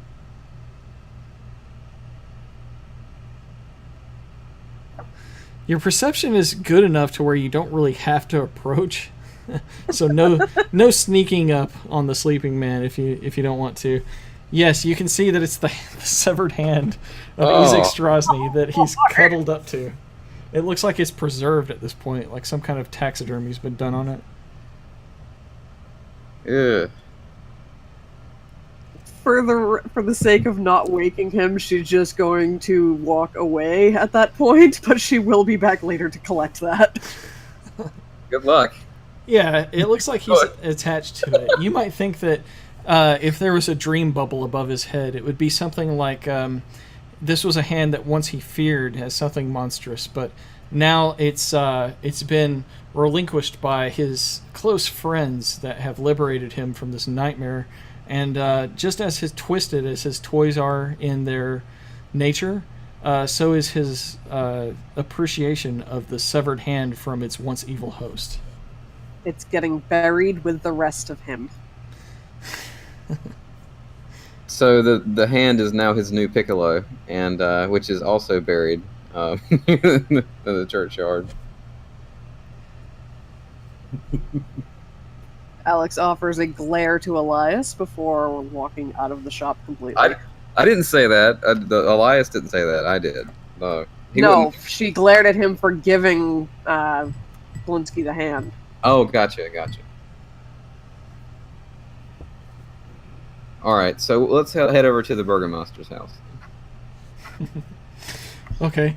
After knocking on the door long enough, the Burgomaster lazily comes to the door. Ezek doesn't answer it, as the past may have dictated, but instead it is the once more robed, and it looks like he doesn't like to get up quite this early in the morning, Burgomaster of Valaki, Mr. Volakovich. Good morning, sir. I've come to solve your Ezek problem. Vargas says, Jack, welcome back. I think our Ezek problem has already been solved, but thank you. Yes, Ezek himself. But you are now missing an Ezek, and I've come to tell you how you can replace him. Well, Jack, it is nice to have a captain of the guard that can be trusted, but it would have to be someone that is vetted through more stringent procedures than the faith I had placed in our last captain of the guard. But sir, I have ideas. And what are these ideas, Mr. Jack? Have, an armor on staff, perhaps red paint. You're cutting out a you bit cut there, out Logan. completely. Do you have an armorer on staff, perhaps some red paint? This town is not known for producing armor, but our guards have what little bit we have. Red paint isn't an issue. Excellent. Do you have cloaks like the attractive one my resurrected friend here is wearing? That was a wolf cloak. I believe it was unique to Ezek, but we can fashion something very similar to that. Do you have guardsmen whom are brave and loyal, and to whom their fellows look up to? I have villagers that are paid to be guards. Their loyalties were mostly kept in line by Ezek. This is still stuff that I'm adjusting to. I am aware. My suggestion to you, sir, is you pick from among them your 6 best. Either your 6 best fighters, your 6 most loyal, or your 6 men to whom the others look up to. A mix of all 3. You give them new armor. Each of them with either a red arm or an arm shaped to resemble Ezek's, and a cloak like Ezek's. These 6 men then become your new Ezek. In essence, you introduce them during your next festival. A grand fanfare, long speech. Ezek was a grand man in some respects and a horrible one in others. What you are doing herein is you are playing to the best of his nature. You are salvaging what of his reputation the people of Valaki still look up to. Well, Jack, although our festival plans have advanced quite a bit, we must talk about that more later. I believe that Ezek's name has been smeared quite throughout the town by this point. Not sure exactly how, but it has been revealed that he is as detestable as one could be. He has no honor among Valaki anymore. Will not be respected. Well then, I'm going to have to think a little harder. That being said, you should still gather your 6 best and do something of the same regard. Yes. Well, they say hindsight is 20/20. I don't know what that means, but I see it means it's in easier the to past. see mistakes once you've made them. Yes, but these numbers make no sense to me. Regardless, the atrocities and Ezek's reputation seemed more based on brute strength than anything. His abuses were known throughout the And town. now and you race. know that was a bad thing. So you can move forward confident in that. Yes, indeed. Well, I will gather the 6 best guards we have. I'm up to recommendations if you know any. I haven't interacted with the guards nor fought with them enough to tell you who is best. Your best option is to poll your guards. You're looking for bastions, people to whom others look up to. At which point, Alex just rolls her eyes and walks to the wall. Just out of character, our characters may remember there were a few helpful guards that were allowing you to leave the mansion when you quite weren't supposed to. When the vampires attacked, there were some guards that had more integrity than others. If you want to bring those up, I'm sure that he will Actually, take that into yes. consideration.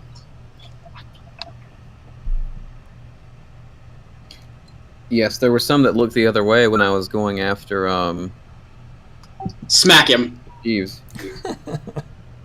Are you seriously going to try to smack Elias?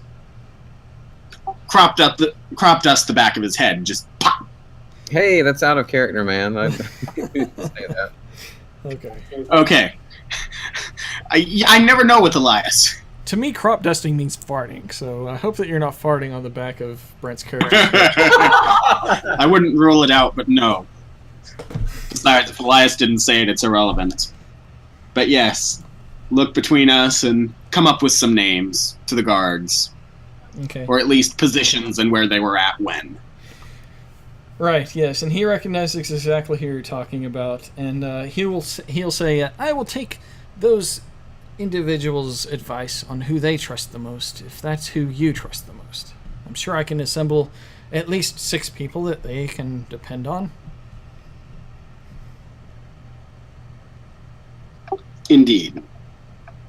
The point is, the memory of Ezek would have made a convenient container, but without it, it will still work just as fine.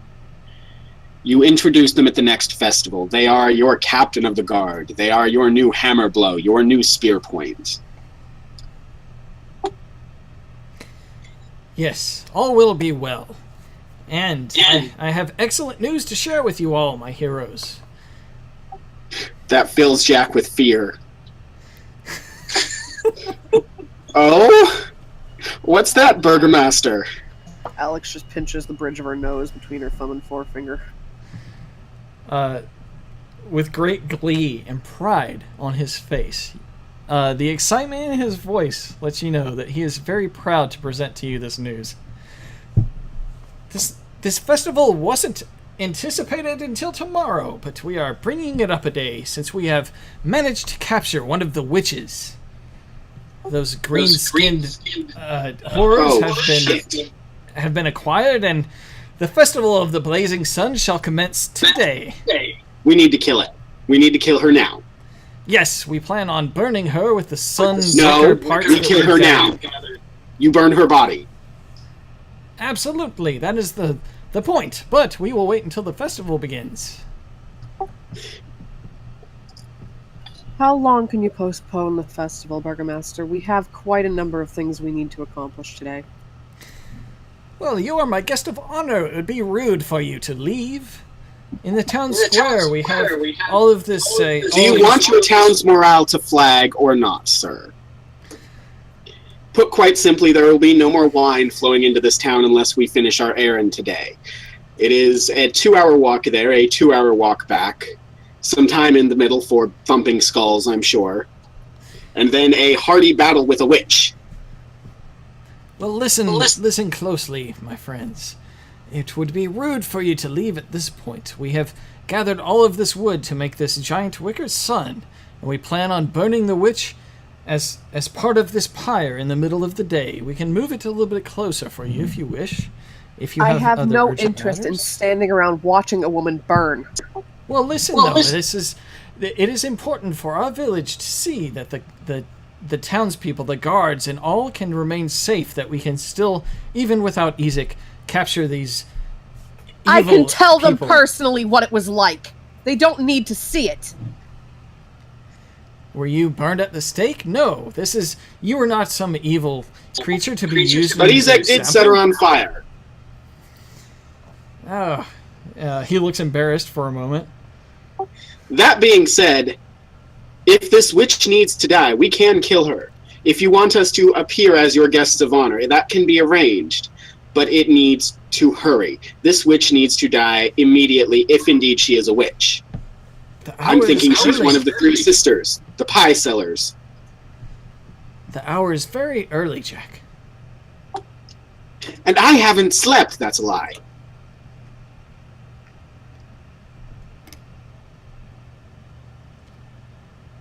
I don't think I've slept yet. That being said... I can tell you are a bit touchy today. All of this is very important to your village, sir. We are happy to help as we have been thus far. Sir, the main point here is that we are very much in need of rescuing the Wizards of Wine. The place was beholden by druids and plant creatures who was trying to take over the area, and your wine supply is almost completely gone. We need to save the family from the dangers over there. Roll persuasion, Elias. Okay.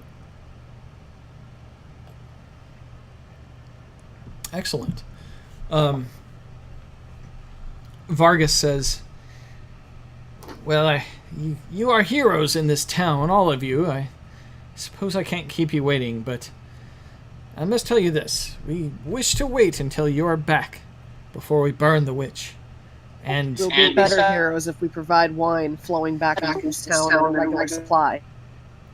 She's not wrong, Burgomaster. I see the wisdom in your words, and your logic is sound. But understand this, if I keep this witch here for much longer, her sisters may come for her.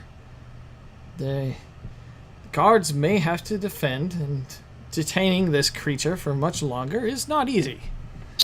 Can we kill her now? We would much rather make it part of the festival, to help the rest of Vallaki understand that they can look to the guard and see that we can still defeat evil, and that all truly shall be well. We will get done what we need to accomplish as quickly as we possibly can, Burgomaster. We do crave your indulgence and your patience. Jack thinks to himself, Alexandra gets a cookie. This is the least that I owe you. Speaking of what I owe you, then I have managed to procure the amount of gold from those who have been delinquent on their payments and whatnot. If you need your gold, I can supply that to you now. Please do. It's quite a lot of it. Have it sent to the Mardikovs, if you would be so kind. Burgomaster. Absolutely. It will be no problem. Your share or all of ours? I meant my share. If you'd like yours, I'm sure it would be just as safe. I want enough gold to procure a headstone for Ezek. I buried him in the church under the oak tree. Well, then that's your prerogative. Hello, sweetie. Can we wait until we get back to deal with the headstone? I didn't say now, did I? No, you did not. That being said, if the Mardikovs are acceptable, I would suggest all our gold goes there. They will keep it safe as houses for us.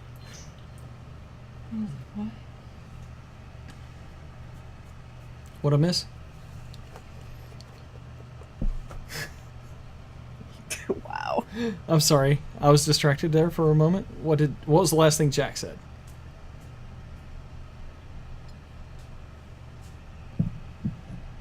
I would suggest all of our gold gets sent to the Mardikovs. They should keep it safe as houses if they know it's for us.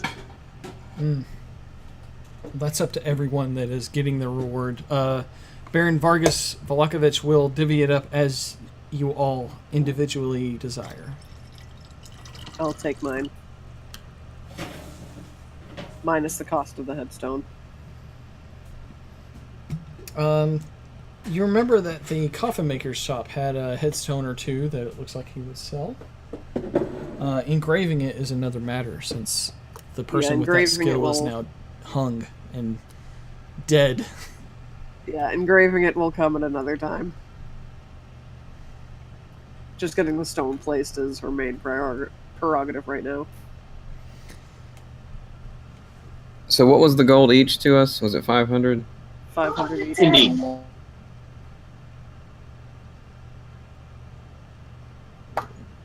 How much would a headstone cost, Mark? Mike, not Mark. Yeah, Mark. Trick question here. Hey, he was close to death at one point, right? 20 grains of stone. No, it's more like 25 gold for a nicely Alright, that's shaped fine. and carved slab. Unengraved at that point, though. Well, I happen to have this nice fortune teller bust. If you want to use that. That would be weird, but And that's Again. not in character either, by the way. oh yeah, I got the second monitor working. Amazing, huh? I won't tell you how because it's embarrassing. Okay, so 475 gold coming to me. I judge you harshly as it is. Yes, with plenty left over for whatever you would like to do with so much material possessions. I'll figure it out later.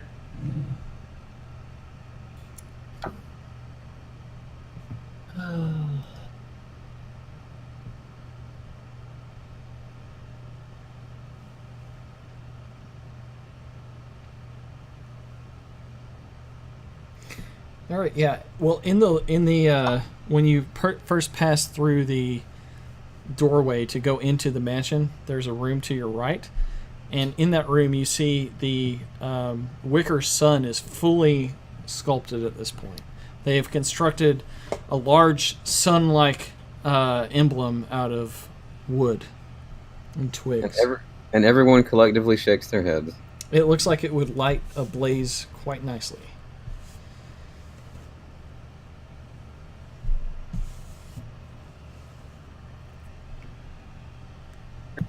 Is there any further business we have to conduct, or should we be on our way? I think any business in here can only be done when we return. We should clear out the hill.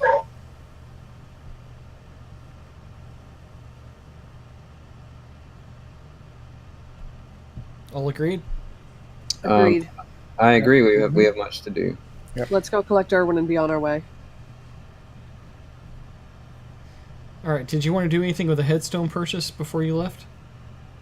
No, she's just buying it and she wants it put on the grave, or at the head of the grave for now. She'll worry about engraving it later. All right. Well, it'll take some time to go and purchase it and then deliver it.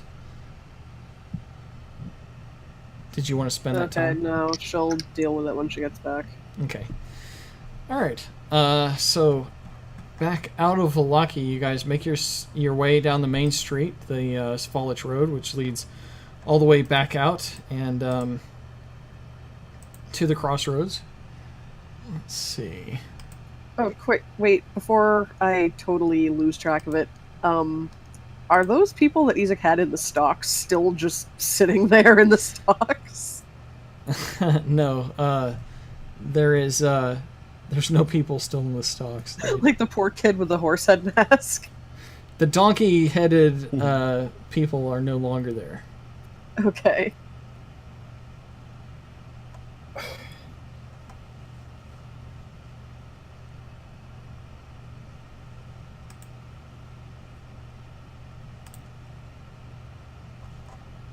Alright, so we shall be on our way then after collecting Erwin.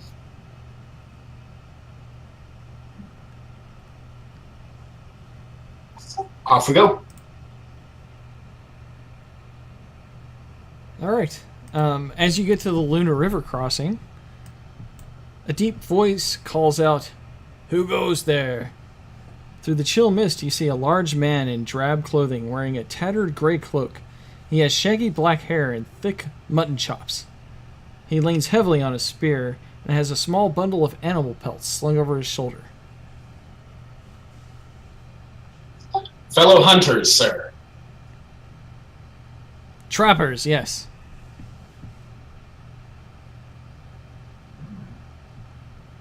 Well, I would categorize us more as hunters than trappers. Yes. If you are no threat, then we are neither. We are friendly. We? Yeah, just then you see other people start to come out of the woods, following the man with the deep voice.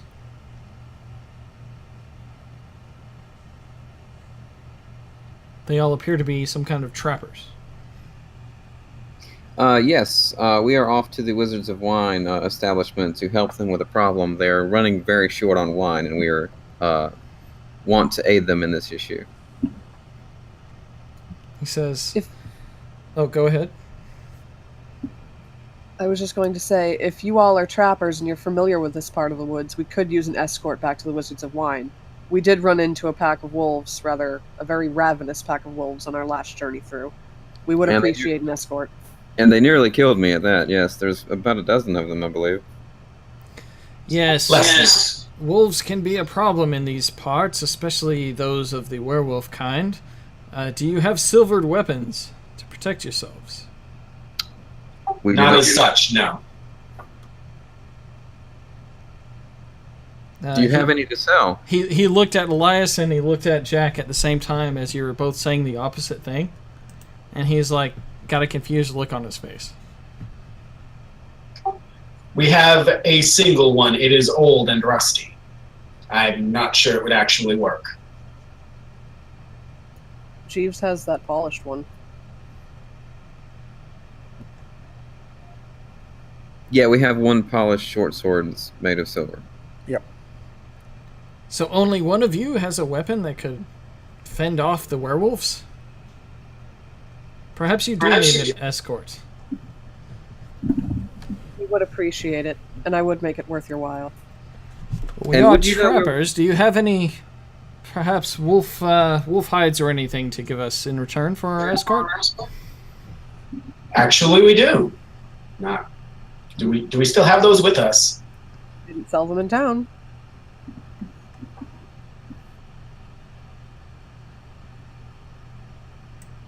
Okay. Do you know where we could get silvered weapons? No, silver weapons are very rare in this land. As you can imagine, they'd be very valuable. Indeed. Do you know of anyone that makes them? Not us, no. We are simple trappers. But we will escort you if you have trade. Indeed, we have 3 wolf pelts that we could trade you, as well as several gold pieces for an escort.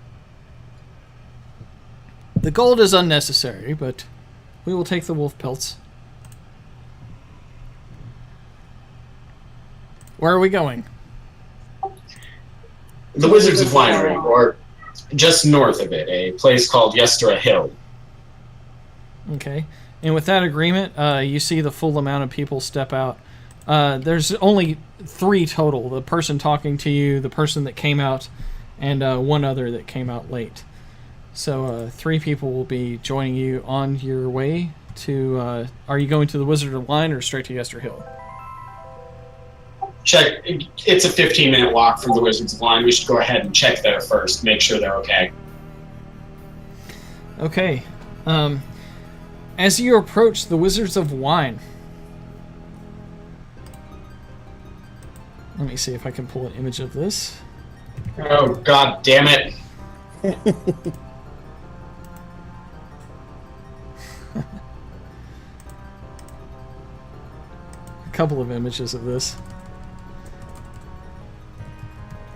Now the Blue Water Inn owner's guy is with us, right? Yes, he is. The Blue Water Inn... Oh, Davian. Irwin. Oh, Irwin. yeah, Irwin, yeah. Irwin said that he would accompany you. You see no sign of him. However, Jack, you notice that's not quite accurate. Uh-huh. Give me 1 second here. If I had the soundboard going, I would go for the pause effect.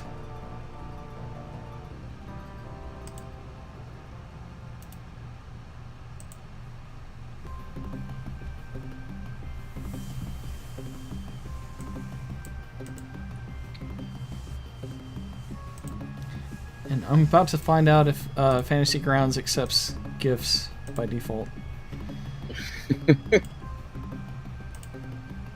I don't know if those will work like I hope they will.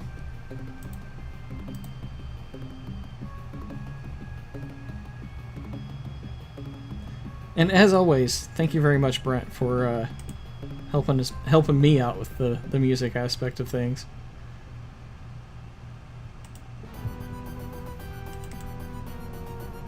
What are we listening to in a soundtrack in whole?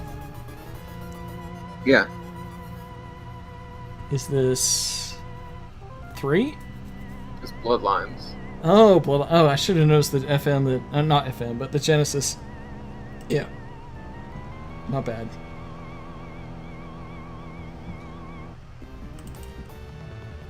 One of my absolute, well, no, I can't say that. It's not my favorite song. Because we all know what my favorite songs come from, the Game Boy. But, Iron Blue Intention is up there for me.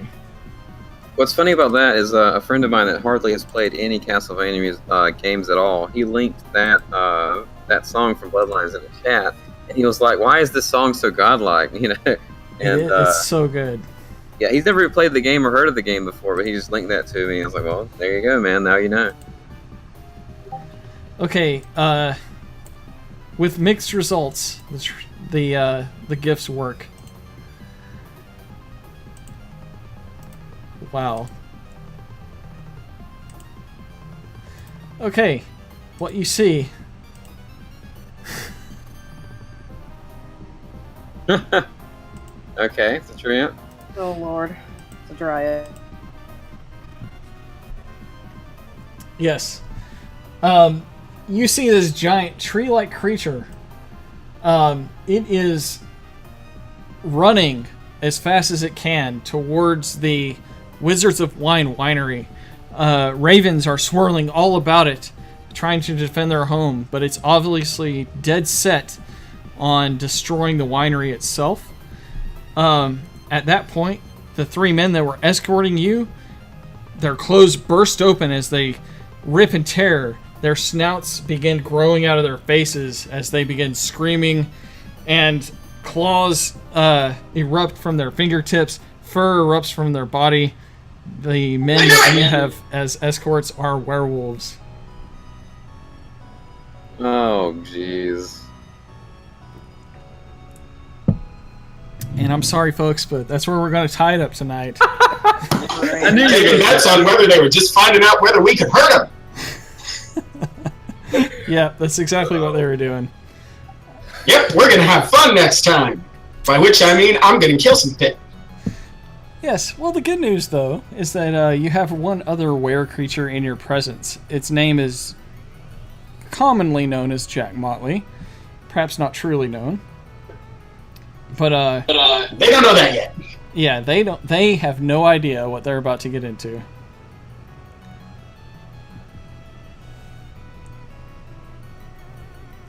So are there only how many of the tree things are there? That's just it's huge, but there's only one. There's only one. Okay. Yes, maybe I can describe it better without just leaving you with such a unsatisfying description. Let's see here. Winter's winter.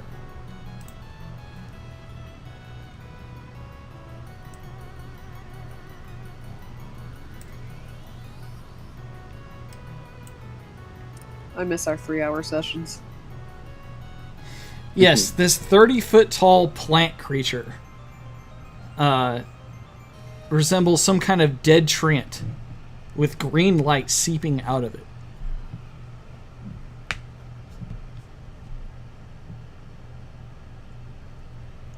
You suddenly realize that if you would have hesitated for any reason in Vallaki, that this thing would have had a chance to tear through this place with hardly any resistance but the many ravens that uselessly hover around it. And that's why we didn't tear it. Right. No gravestone buying or festivals or anything of the sort. You guys passed a very important decision there of getting straight to the matter. As we said we would. Yeah, because you basically have a 30-foot tall Godzilla tree attacking the winery. There you go. Pulled up honorable intention for you there. Well, thanks. Now I feel like I have to fill enough time to... Yes, you do. Yeah. And it should be noted that I actually played this very song before we all started. Do you remember that, April? Because you were here Yep. before everybody else. I Yep. played this song specifically just for my own enjoyment. And here I feel like the odd man out because Wicked Child is one of my favorites, and it has yet to get a good remix. That's a good point. I hadn't thought about that, but you're right. Well, everyone go ahead and roll initiative then.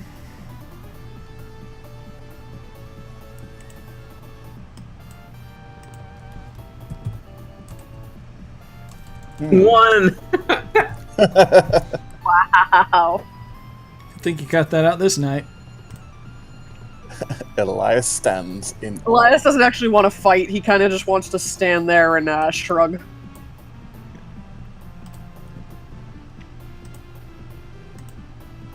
Like a knot on the log. Where's my tinderbox? Swipe right.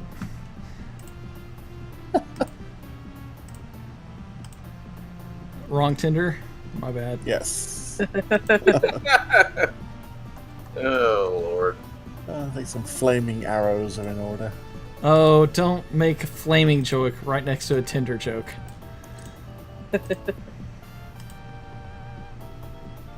That would be more like a, what do you call it? What's the gay Tinder? There's a gay Tinder? Yeah, there's a gay Tinder. Wow! What's it called? Grinder. Grinder. Yes, that's more of a Grinder joke than a Tinder joke. It's actually called Grinder. Yeah. Anyway, Wow. How do you not know this? Duh. I'm sorry. That's probably really offensive. Gay accent is one of those things that yeah, that was I more think Valley are Girl than offensive. gay. Yeah, it was. stereotypes. I'm sorry. This is being recorded. Like, seriously, I hope that doesn't Yeah, it offend is. anyone. Because I have gay friends. I don't want to piss off We my all gay do. friends. I hope we all do. I guarantee you the people at my job don't have gay friends. Alright. Let's see. So as far as combat maps, I'm just going to use this generic map that I made, since it's kind of on the outskirts. Cool. We'll say this kind of works on the other side. It's approaching from where the druids were. It's kind of on the opposite side that you originally fought all the corpse weeds, but this is the map that I already have prepared. So go ahead and Carpweed! What'd you say? Carpweeds! Yay! Yeah, he did Yeah. start to say carp weeds, yeah. I don't know what y'all are talking about, but that's probably because I've been plants. through too much of this this drink. It's a Magikarp joke. Just laugh and shrug it off. Are you still playing that mobile game with all the Magikarps? Yep. I don't know if my wife's still playing that or not. Alright, so we all rolled initiative, right? Yep. Go ahead and place yourselves on the map, and I will place everything else. And I like to think this is one of Elias, or maybe Elias's theme song, Calling from Heaven.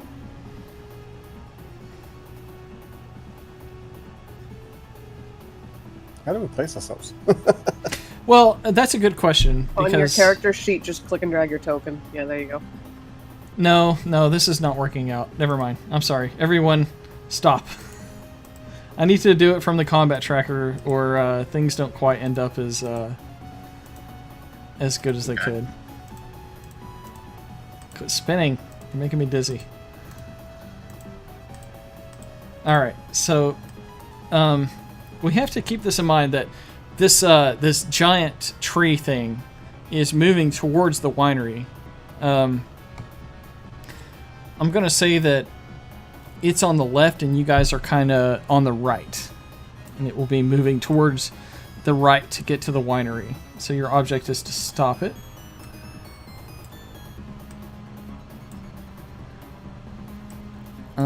And I'll move you guys. You can reposition yourself but you're about 5 feet in from the edge of the map.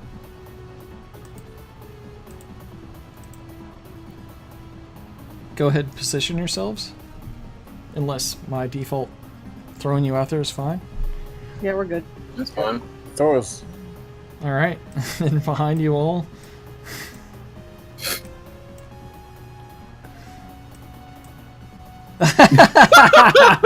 It wasn't fine, huh? No. You go back. You're the closest one to a werewolf now. Alright. Damn, that thing is big. It is. It is huge. And it will, it'll start here. Gigantic. Alright, guys. I really should go to sleep, but, Yep. what do you think? Nah. Do what you need. Oh! Do what you need to do, man. Actually, man, we have so much room on this map. Let's start you, like, way over here. I forgot it was this big. I'm sorry. Who's rotating That's what the she lives? said. That's gross. That might have been me by mistake. Let's try and zoom out. It's alright. Yeah, I can't zoom on my if you- laptop. If you right-click on the image, you can go to resize on the right, and then choose original size, and it will show the whole image. Awesome. Thank And, you. and you can use the mouse wheel from there to zoom in and out. Cool. My laptop doesn't have a mouse wheel, but thank you. Well, your laptop sucks. Put a I mouse, told you this multiple times. hook a USB mouse to it, and you're fixed. I don't have any spare USB slots. My USB slots are being used for my microphone and my headphones. All right, Mr. Jeeves, since you're the first in initiative order, Oh, we're fighting now? well, I don't know. I'm Yeah. gonna let you choose. Yes. I have one vote for you. Wait. There's a thing we can do to vote. Hold on. Let me see if I can do this. I've always wanted to try. In-game poll option. Yeah. Choose your vote. They all look the same. Well, yeah, I know you can click on it to make X's or check marks. Oh, okay. So check mark if you do, and X if you don't. Who chose an X already?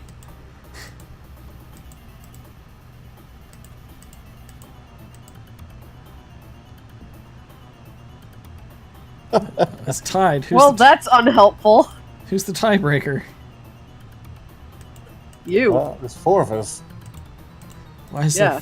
Oh, 5 of us. Hmm. I think it would be you, Mike. Has Logan voted? He has. Okay, well, this is a nice anonymous vote, but it's I don't know why there's 5. Do I get to vote? Yeah, that's what I'm saying. You could roll a D4 or something to decide. I think that this is going to take too long. Yeah, it definitely is. I voted against it. All right. I'm going to vote against it too. We can wrap up for the night. God damn it. I'm sorry. I have to leave on a cliffhanger. April and Logan have to wait. We always end on a hit cliffhanger. That's just how it is. I really miss our 3-hour sessions. We're only, well, we're 2 hours and 22 minutes in, so it's not so bad. And we've actually been more focused than we normally are with this game session. That leaves 38 minutes. We could have accomplished things. Damn it. Oops. So you've got a giant pissed off tree and 3 werewolves. This is a better version of Simon's theme than the actual Simon's theme before, in my opinion.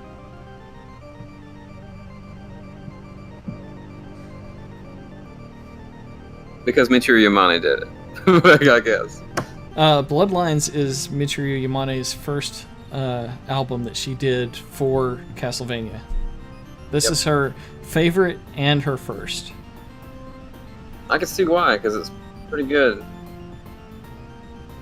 And when Mega Driver redid Voyage of Promise for their metal album, it sounds more like a Bloodlines track, the way it's like composed when I listen to it.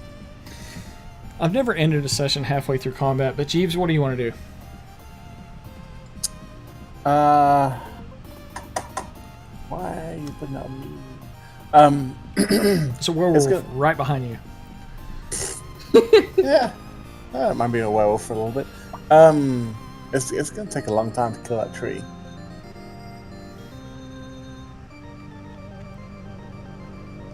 I mean, Yes, Should we the just- rampaging giant tree with a green light glowing somewhere inside it.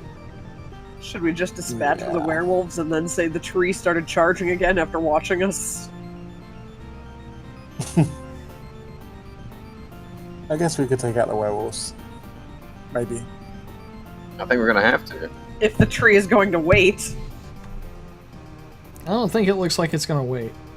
Pardon me, rampaging tree ant. Would you mind just standing there and watching us kill these things before you start running at us again? I don't Of think. course! Treants love nothing more than watching werewolves die! I don't think the tree is gonna be very fast, though. I think you are vastly underestimating how fast a pissed off tree can run. Well, just from observing it, it looks like it can move about as fast as you do. Oh damn. Huh. So it's gonna be on us in like 3 rounds. Yeah, but if we get lucky, we might be able to take out at least 1 or 2 of the werewolves by that point. If we can hurt the Yeah. werewolves. Well, let me. I'm assuming I've grabbed my short sword. Who has Have it the in my silvered weapon? Jeeves. I do currently. But I also have 168 silver pieces that I can throw at their face. I don't think they Somebody- want your charity, they want your blood. Well, somebody has a It rusted. would still hurt them. Somebody has the rusted silver short sword too. Yeah, I think I have that as well. Yeah, Jeeves has them both.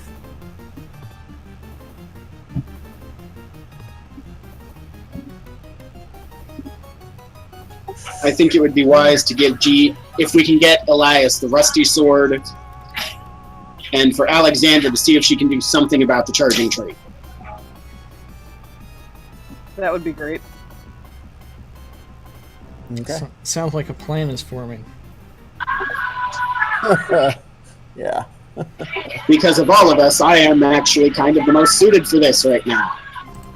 Right? All right.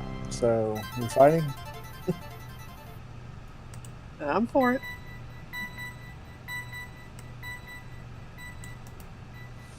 Mike, can I use my fast hands to throw the rusty silver? How's silver rust? But the tarnished silver short sword to Elias. Yeah, I was going to say silver doesn't rust. Seriously? It totally tarnishes. Yeah, tarnished. Mm-hmm. Yeah, it tarnishes, but it doesn't rust. It's the same thing, right? Oxidization No, of the metal? No, it's Iron- not the same. Rust is iron oxide. Alright, fine. Anyway. Bye. Yeah, fast hands. Use an object. Can I just use that to throw the? I'd say throw the short sword to Elias, but he's way up there. Yeah, it'd be quite a toss, and you have several people in the way. Alright, can I hand it to Jack? To hand it to Yes. Alex? To hand it to... Yes, All let's hand the sword, because last time you tried to throw something and you rolled a 1, it didn't end well for you. Yeah. Yes, you can hand it to Jack as your cunning action. Okay. Yes. Alright, Well, so I'm gonna... does magical damage work against these creatures? Do we know It that? does. So if that's the case, I wouldn't necessarily have to get it this round because I could use magic.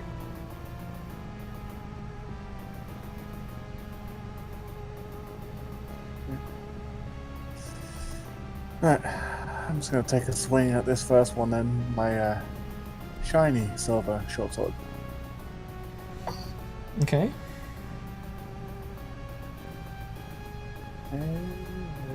It's a hit. Oh, alright. I guess it's sneak attack because Jack's within 5. It's true.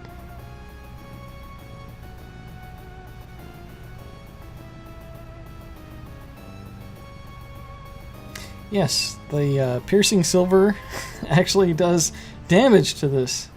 The werewolf howls in pain. Unexpectedly, you are the one that apparently wields the weapon that you guys were talking about that was silver. He does notice as you pass a weapon over to Jack, though. Anything else?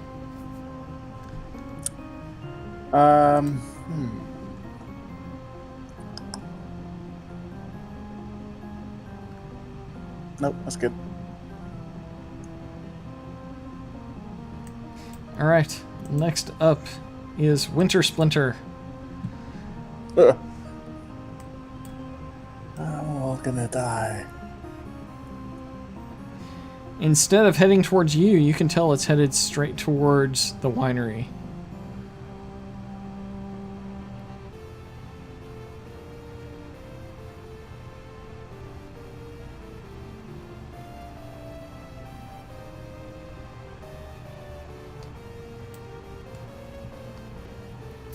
That's as far as it can get, though. Jack, you're up next. 2 sorcery points, then quickened mirror image. All right. Multiple images of Jack come from him, and you can't tell if the original one that it looked like it was all sourced from is him or not.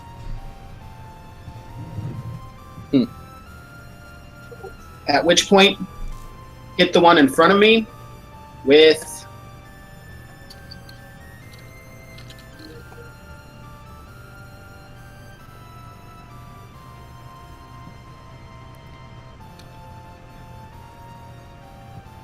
They're equally in front of you. More in front of Alexandra or on Left. the Jeeves side? in front of Alexandra. Okay.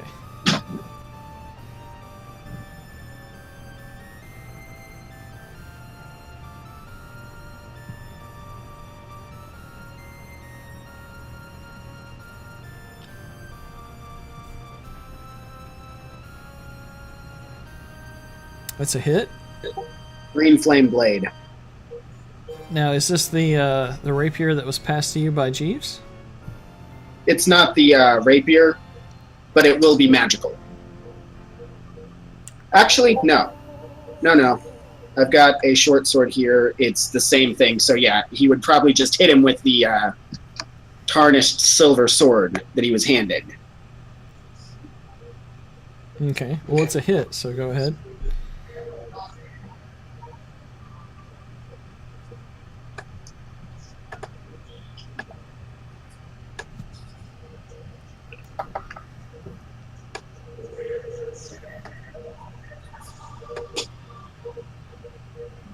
Not done yet. That's the silver damage, and then That is not a silvered short sword that you used. no, but it's the same statistics, isn't it? In Fantasy Grounds, it knows if it's silvered or not. Mr. Jeeves actually used a silver short sword. Wow. Okay. What can I do? Well, first, let's see. I gotta look up what their AC is in hybrid form.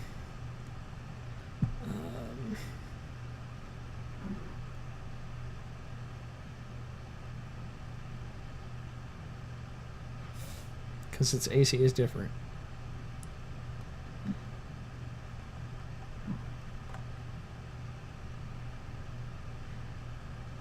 Which means this is a great place for us to stop for the night.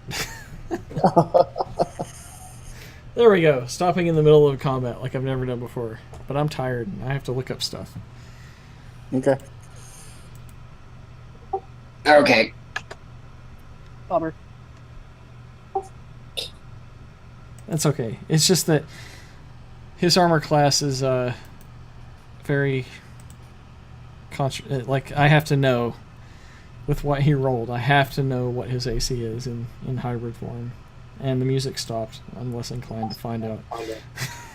I'm tired. Hang on. I'm tired, guys. Yeah. Let me apply the damage from Green Flame Blade to him and his buddy, though, if that's all right. We'll do that next week. We can stop here. Okay, fine. Make Good night, a- all. All right. Well, thank you once again for joining us for the Castlevania Ravenloft. Tune in next week as we find out if everyone gets slain and if Winter Splinter here destroys the winery, even despite their previous attempts to save it. Quick question. Are there any statistic changes with the Were-Raven that I need to know about? I'll let you know about those. But ultimately, it's more like a resistance type thing. And Okay, yeah. you can fly, Message me. and you get naked easy. Well, getting naked easy is always a plus, especially for Jack Molly. Yes. Fortunately, you have your cloak, so it's your option if you want to flash people or not. The cloak stays with you no matter what form you're in. So when you're a raven, the cloak kind of melds into your form, and then when you're a man, even though the rest of your equipment dropped, that stays. And when you poof back into normal humanoid form, you're just a naked guy with a raven cloak. Sounds sexy. Yes, with the option to flash people or not. It's your choice. Which you probably would. 1d8 inches.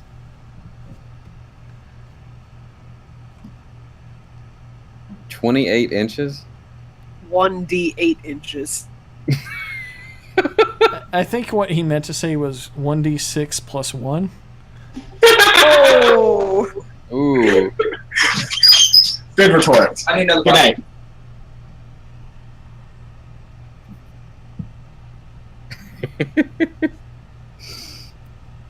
Go ahead and roll 1d6 plus 1, please. Oh, he's gone. Oh god. I guess I have to roll it for him. We'll see what happens. Yep. Alright, so I got plus 1, and oh, nice. That's a American average there. What do you Oh get? my god. Oh, does it not show up for everybody? No. Hey. Wow. I cannot believe we're actually rolling for this. Is this an impressive roll, Alexandra? Mike. Are you impressed with my dice rolling abilities? I'm trying to figure out a way to answer that appropriately. And I am patiently awaiting your answer.